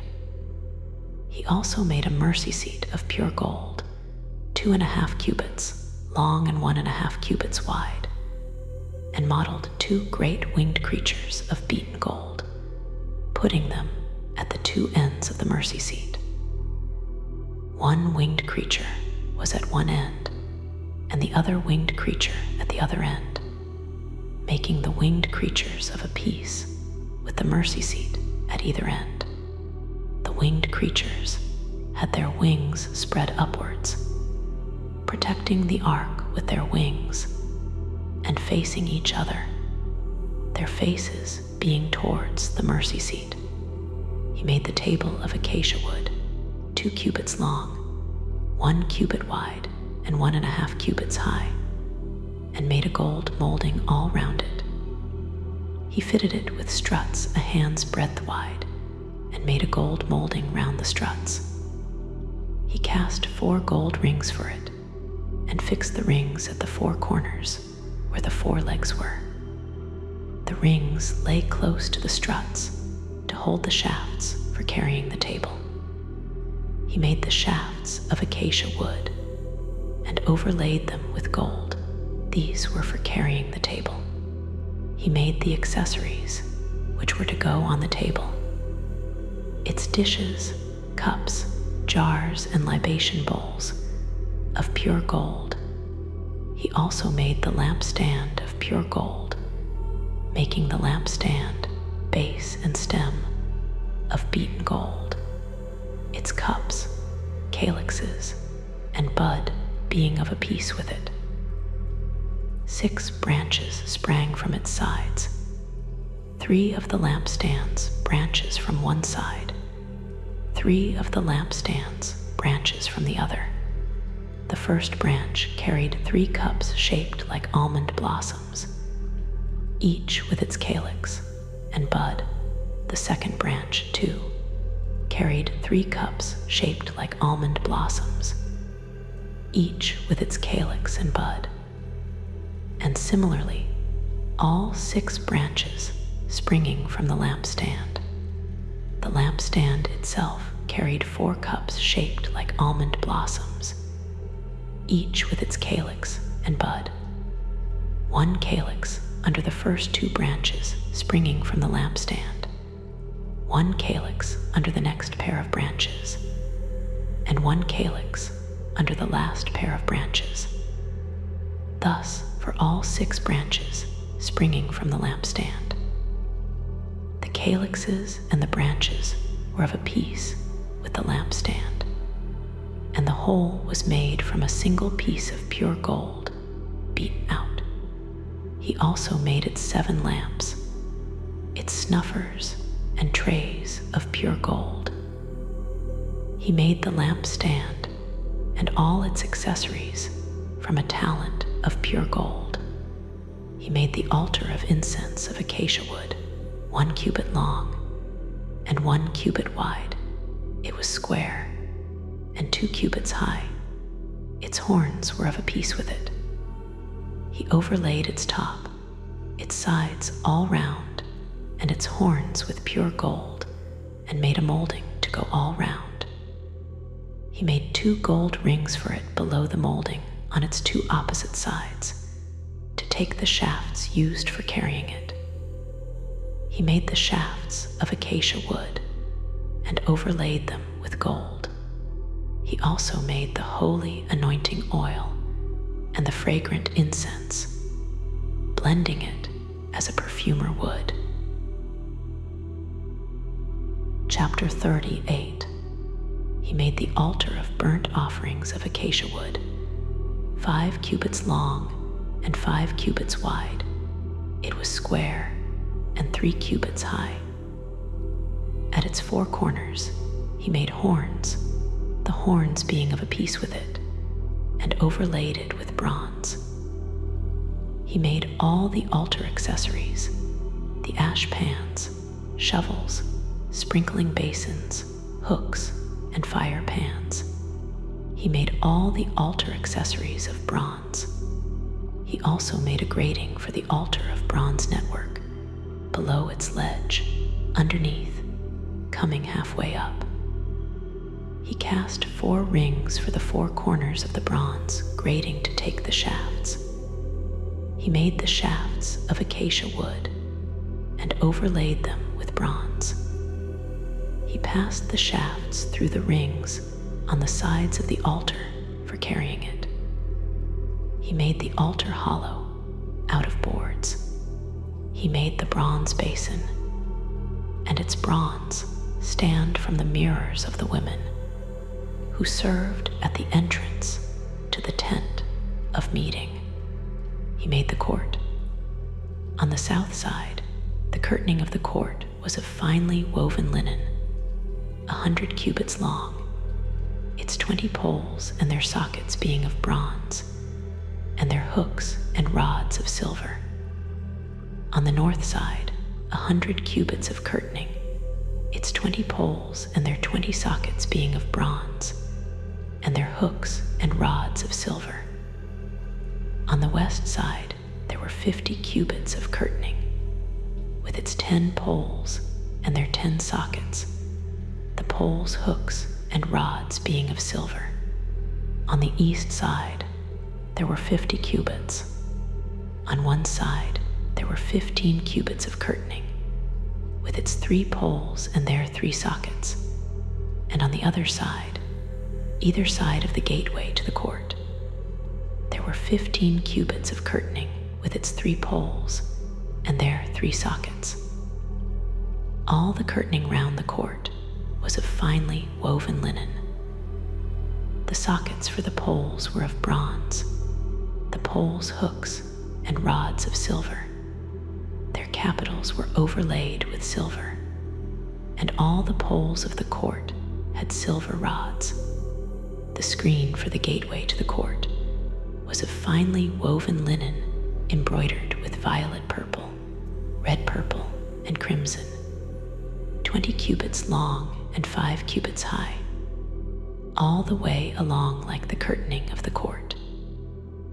Its 4 poles and their 4 sockets were of bronze, their hooks of silver, their capitals overlaid with silver, and their rods of silver.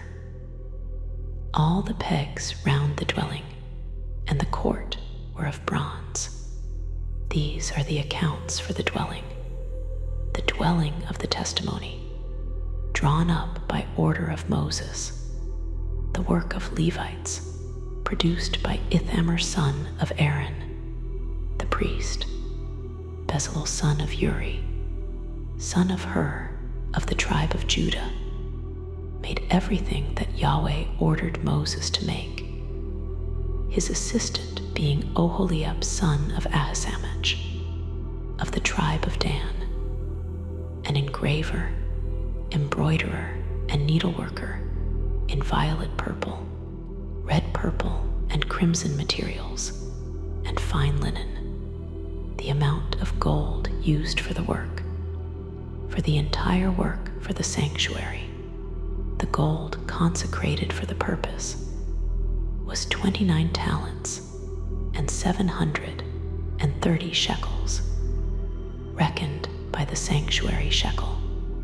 The silver from the census of the community was 100 talents and 1,775 shekels, reckoned by the sanctuary shekel. 1 bekah per head, half a shekel reckoned by the sanctuary shekel, for everyone of 20 years and over included in the census, for 600 and 3,550 persons. 100 talents of silver were used for casting the sockets for the sanctuary and the sockets for the curtain. 100 sockets from 100 talents, 1 talent per socket. From the 1,775 shekels, he made the hooks for the poles, overlaid their capitals, and made the rods for them. The bronze consecrated for the purpose amounted to 70 talents and 2,400 shekels. And from it, he made the sockets for the entrance of the tent of meeting, the bronze altar, its bronze grating, and all the altar accessories. The sockets all round the court, the sockets for the gateway to the court, all the pegs for the dwelling, and all the pegs round the court. Chapter 39. From the violet purple, red purple, and crimson materials, they made the liturgical vestments for service in the sanctuary. They made the sacred vestments for Aaron, as Yahweh had ordered Moses. They made the ephod of gold, of violet purple, red purple, and crimson materials, and finely woven linen. They beat gold into thin plates and cut these into threads to work into the violet purple, red purple, and crimson materials, and the fine linen by needlework. For the ephod, they made shoulder straps, which were joined to it at its two edges.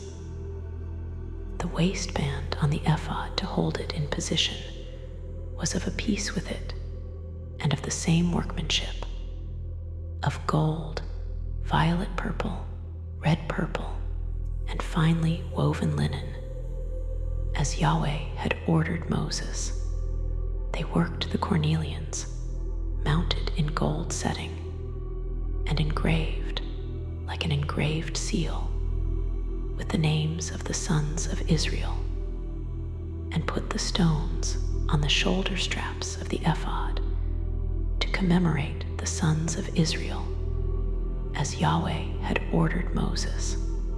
They made the breastplate of the same embroidered work as the ephod, of gold, violet purple, red purple, and crimson materials, and finely woven linen. It was square and doubled over, a span in length and a span in width. In it they set 4 rows of stones, a sard, a topaz, and an emerald for the first row. For the second row, a garnet, a sapphire, and a diamond. For the third row, a hyacinth, a ruby, and an amethyst. And for the fourth row, a beryl, a cornelian, and a jasper, mounted in gold settings, the stones corresponding to the names of the sons of Israel, 12 like their names, engraved like seals, each with the name of one of the 12 tribes.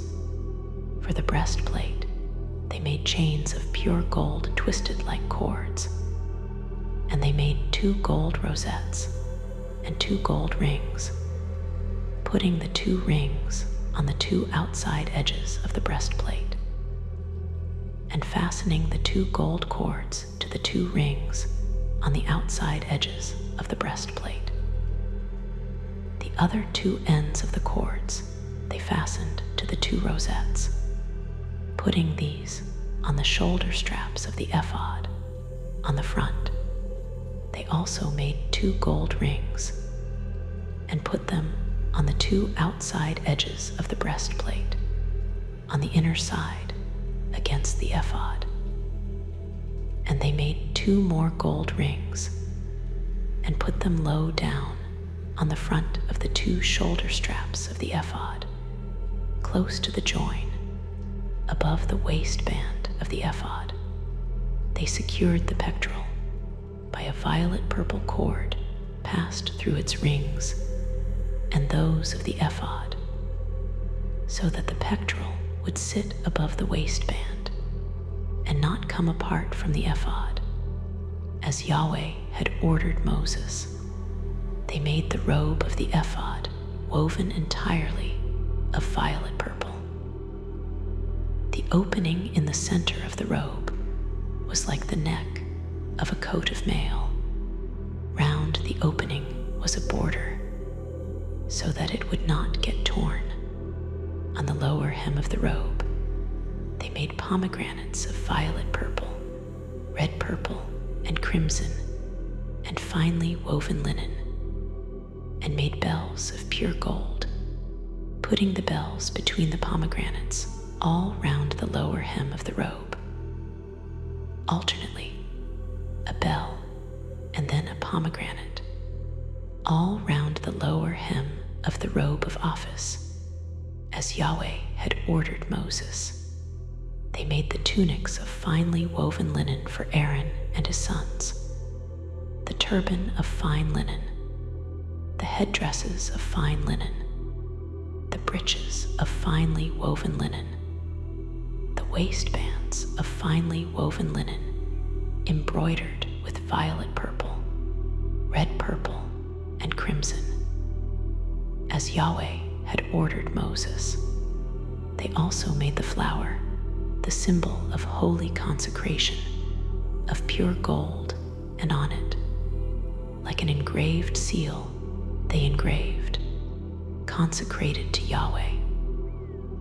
They put it on a violet purple cord to fasten it high up on the turban, as Yahweh had ordered Moses. So all the work for the dwelling for the tent of meeting was completed. They had done everything exactly as Yahweh had ordered Moses.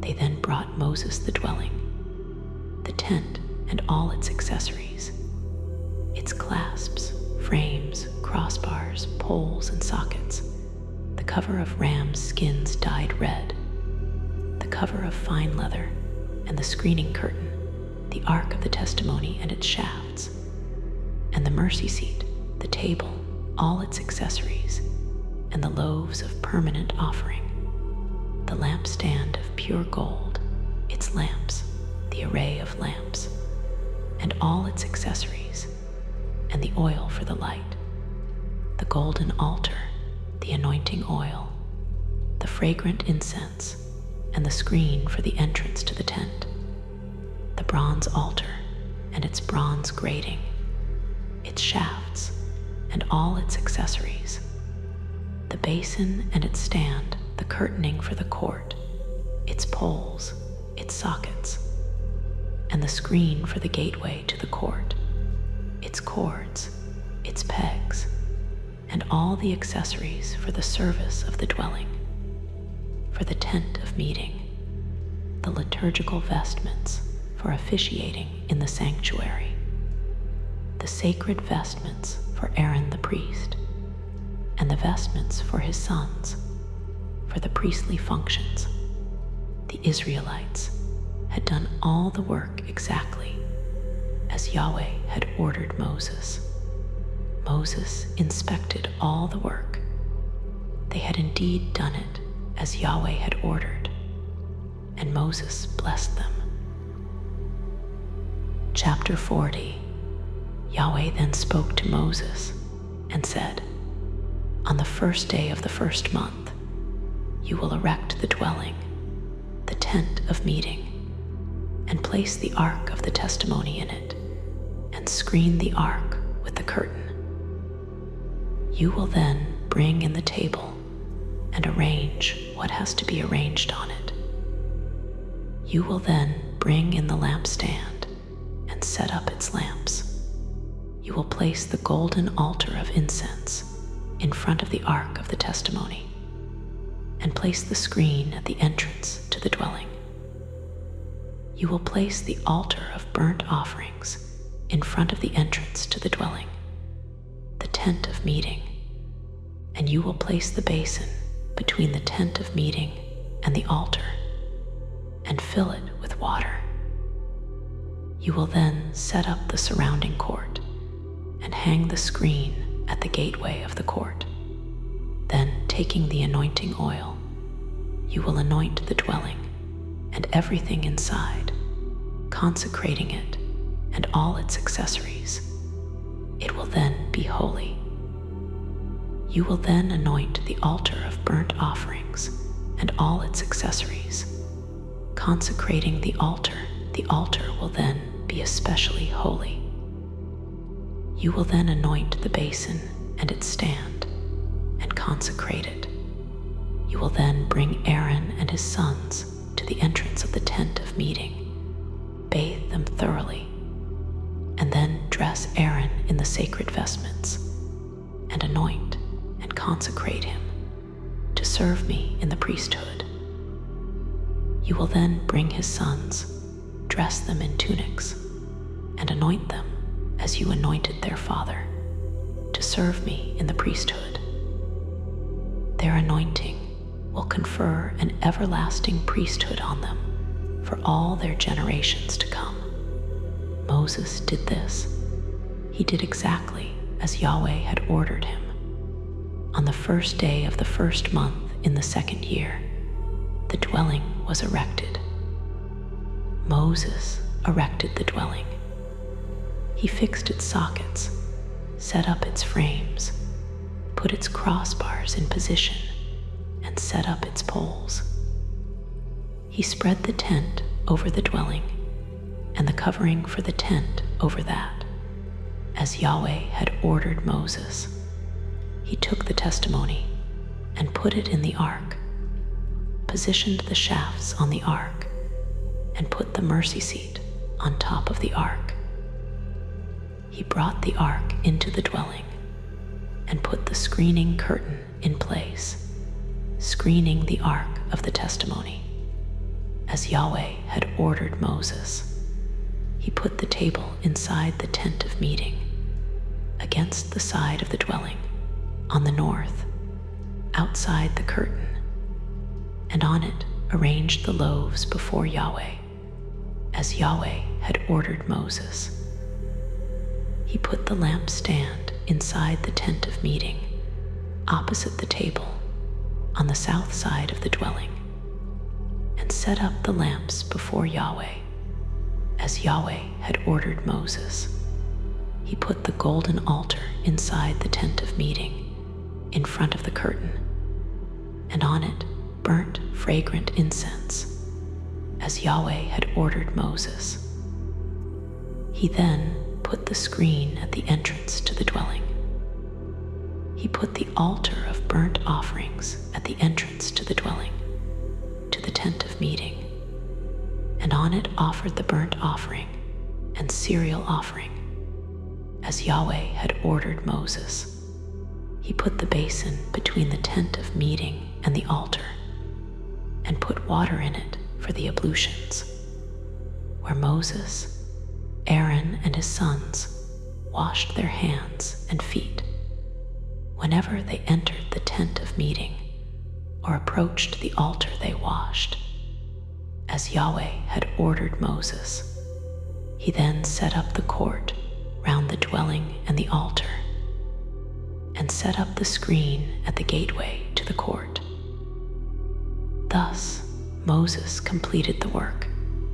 The cloud then covered the tent of meeting, and the glory of Yahweh filled the dwelling. Moses could not enter the tent of meeting, since the cloud stayed over it, and the glory of Yahweh filled the dwelling.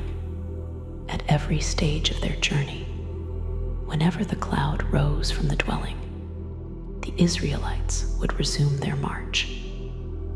If the cloud did not rise, they would not resume their march until the day it did rise.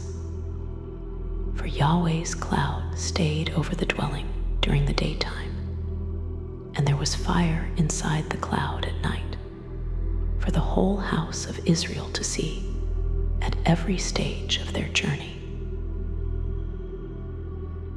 Thank you for joining Divine Meditative Readings.